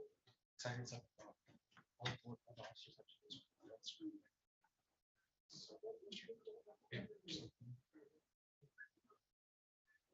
Okay, I'm gonna go. Yeah, cause like. Oh, yeah, cause like, literally.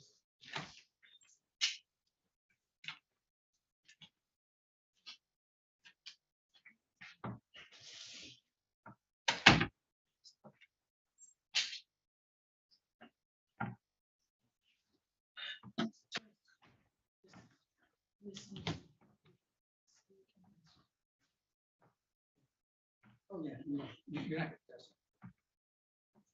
You. Can't be anybody else, it's gotta be us. It makes no sense. Okay.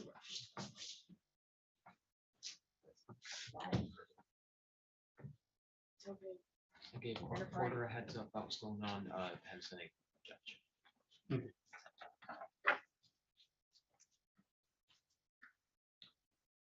Go ahead, just take a seat and write down here. We're gonna knock on their door, let them know we're ready.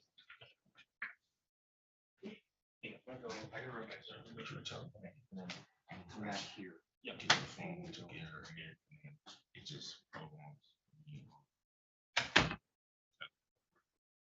Yeah, it's just about. Here's the thing, if she's, the one thing you just showed me is nothing. There were some other things that would have been texts. Oh, no, it is not. I haven't reached out to her. I won't. Okay, but she's saying they're text, but let's say, let's just see they're posts that she saw. On You're social seeing media. posts, you're stalking my girlfriend's page. Yeah. That's what you're doing. You're stalking my girlfriend's page. So you're thinking it's subliminals, but at the same time, there's no name being mentioned. You post about me every day. I have people sending me screenshots about you saying my baby daddy this. I can't wait to see him in court. Don't post my mugshot on Facebook. Like you are trying to do defamation of my character. My preferences. I wonder. I really. That's all I said. I didn't.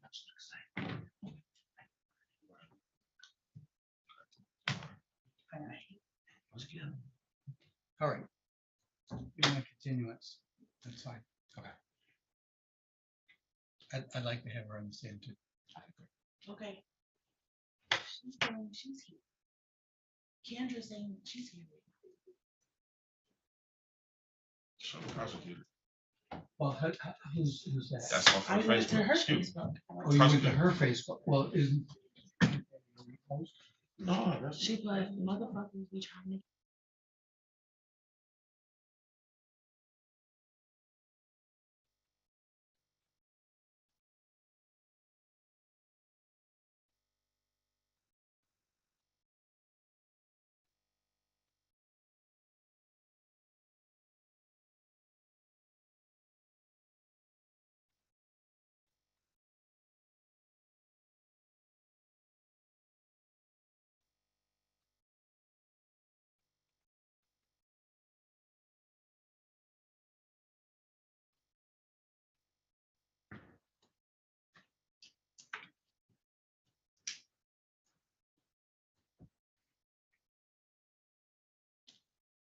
It's on the record in docket 22-00109. That's people of the state of Michigan versus Rashawn Clay.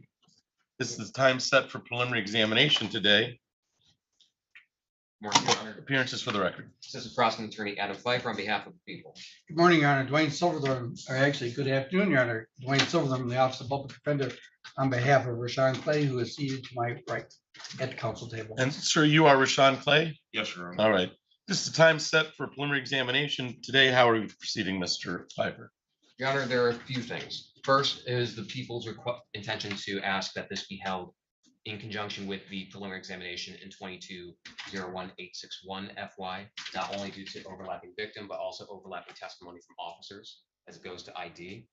Secondly, in that file, 22-01861 FY, I have a witness, Officer Matthew Carlson, who I'd have testify today. He is in the courtroom. Frankly, he needs to be at a doctor's office at 1 o'clock in Okemos for his wife's 20-week ultrasound. And that is fairly important.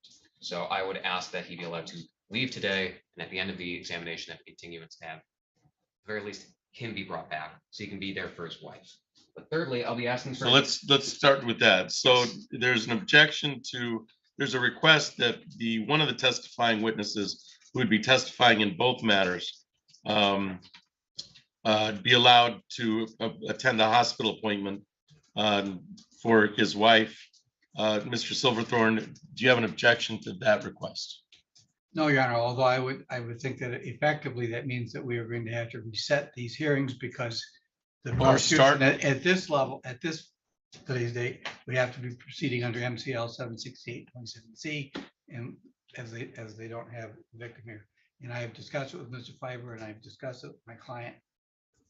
and just, I know this is actually applying to probably to both cases, but we're okay with that because there are things that have come to light that need investigating. All right, so, Yes, and quite literally during that last examination. okay. All right, so so sir, if you need to be in a doctor's appointment by 1, which you're already late for, probably, you can leave. So we're gonna do something with this case, but we can either wait, you leave, but you're free to leave the courtroom. Okay. Okay, Thanks. Thank you, Your Honor. Thanks, Marty. I appreciate it. because I know what my wife would say if I was late to an appointment, and you know, that it's a thing. All right, so Mr. Pfeiffer, that the first was the information about the witness. Please continue. Yes, Your Honor. One of the things that came to light is the victim emailed me quite literally 15 minutes ago and saying she would not be here today due to threats from the defendant's family, and the defendant's girlfriend, who is at 54A today. She sent me a post made by the defendant's girlfriend saying, patiently waiting so I can show you better than I can tell you, and tagging herself at the 54A District Court as her location.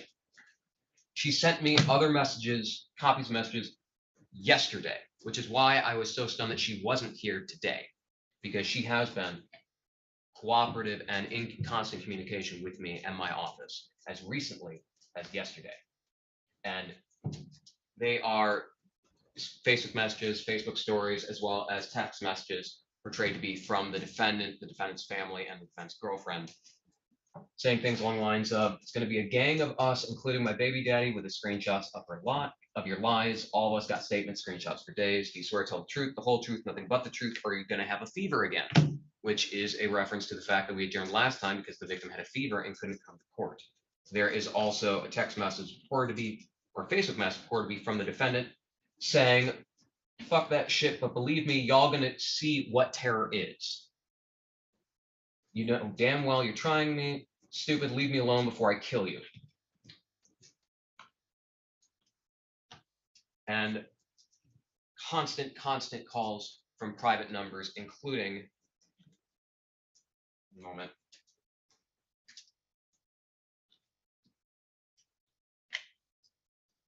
5 minutes ago, she emailed me saying she's received multiple phone calls in the last few days. She answered one of the unknown calls and said if she went to court, quote, they'll see her in the parking lot, unquote.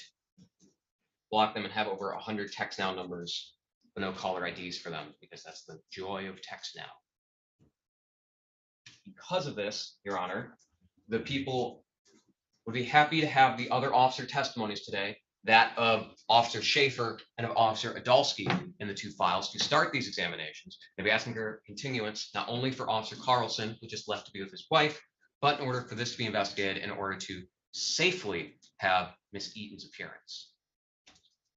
And again, I apologize for all this. I also just made defense counsel a bit aware of it roughly 15-20 minutes ago. So is it your preference to start the prelim with the witnesses to testify, or to adjourn the prelim for all your witnesses to be here? I guess you know your case better than I do. I would be happy with either one. I only know my officer's been here for several hours. All right. Mr. Silverthorne. It would be my very strong preference to not begin today. I've heard the statements that have been read into the record, and I've been provided, I've been able to look at them.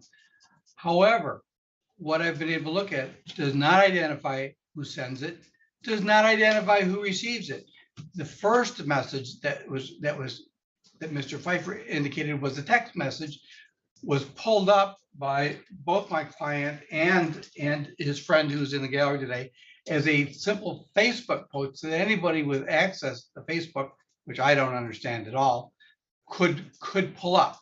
There are shenanigans going on, and I would like to get to the bottom of it. I would like to see who is sending who to what instruments are sending, what instruments are receiving, because I want to find out what's going on in this case. And I do not feel confident beginning the preliminary examination with the officers without having a little bit of the background information. And I very much want Mr. Pfeiffer to redouble his efforts to bring Kendra Eaton in here so we can get to the bottom of what's going on, because my client vociferously denies doing any interference, having any contact whatsoever. And until we get those numbers, until we get to tracing, that's the beauty of it. Ultimately, we can see what number sent something out and what number received it, or is it just a simple Facebook post? Until we get that information, I'm not comfortable proceeding. My client's out on bond. Okay, so it is his right to have the hearing within a particular time. He'd already waived that previously when Ms. Eaton did not show up, and he is willing to do it again so that we can get to the bottom of this. Okay, I have your client waived December 15th on both files. Yes, Your That's Honor. correct, Your Honor. Briefly, Your Honor, Mr. Pfeiffer? two things. One, the people did send out an officer to make a welfare check at that location. They were unable to make contact with her. Two, Mr. Silverhorn is saying that the other person in the courtroom showed him that. I'd like the name of that person. Sure. Anne Marie Rodriguez.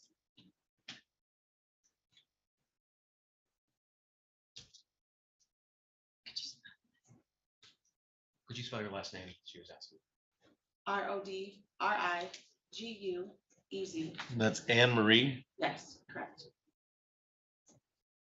Thank you. Here's my concern about, you've had one officer here.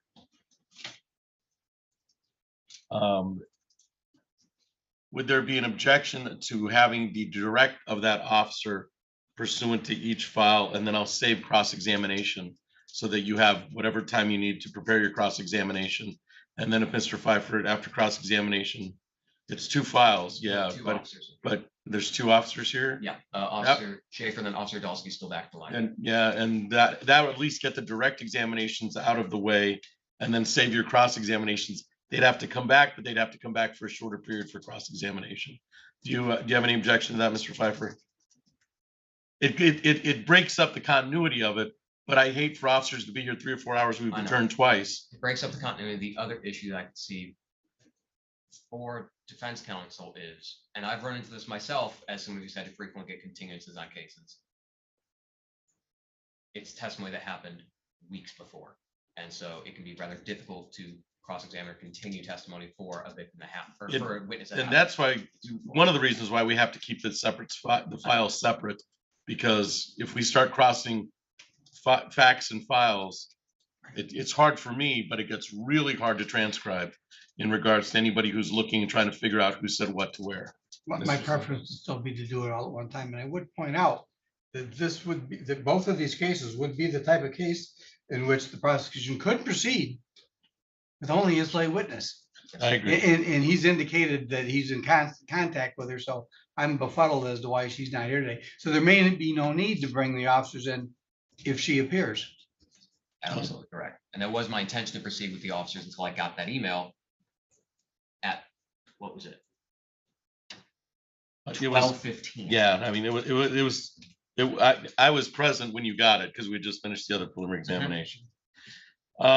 This is the second adjournment. Both requests are made from the people in this matter. I've tried to think of ways that we could shorten testimony for law enforcement, but with two files and with the opportunity to cross-examine on both files, it appears today that I think A, there's good cause for an adjournment. The victim's not here. But B, I believe that both parties have stipulated to an adjournment on some level.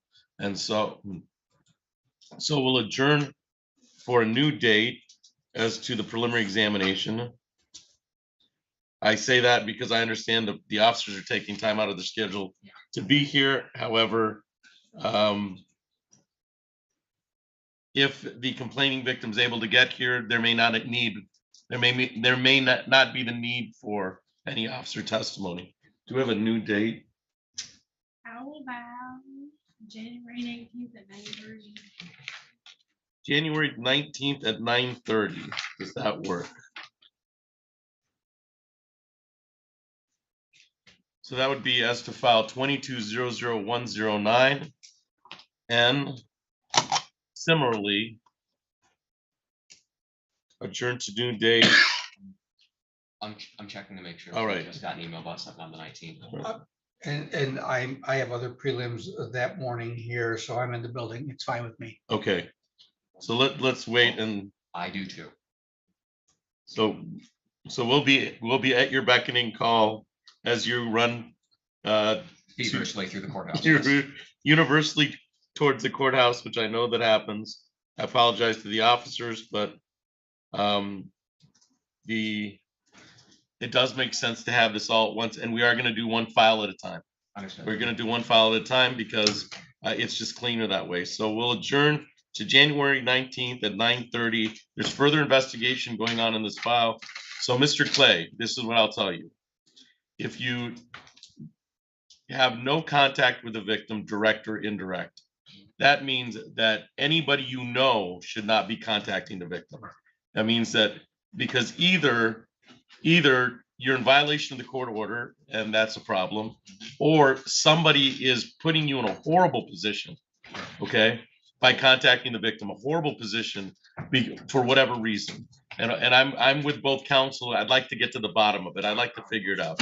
And so I understand your position today, but for your protection, let's make sure that the victim is left alone and we can get through these prelims. If not, then we're gonna have a no contact order, disruption, and all that follows. All right. All right. So this is adjourned to January 19th at 9:30. Thank you, Your Honor. Thank you, Your Honor. Thank you both, counsel. Officer Schaefer, I'm gonna call you back to give Adolski the heads up. Mr. Pfeiffer, we'll see you next time. We'll see you next time. Yeah, you thought this year was gonna be different from my case. No, they never change. They never change. Because you said that before I got the email. Yeah. I blame you. Apparently I have GP power. Yes. I blame you. We joke about it. I have to run. Have a good rest of the Have a night. good day, Mr. Piper. But the third time, take care.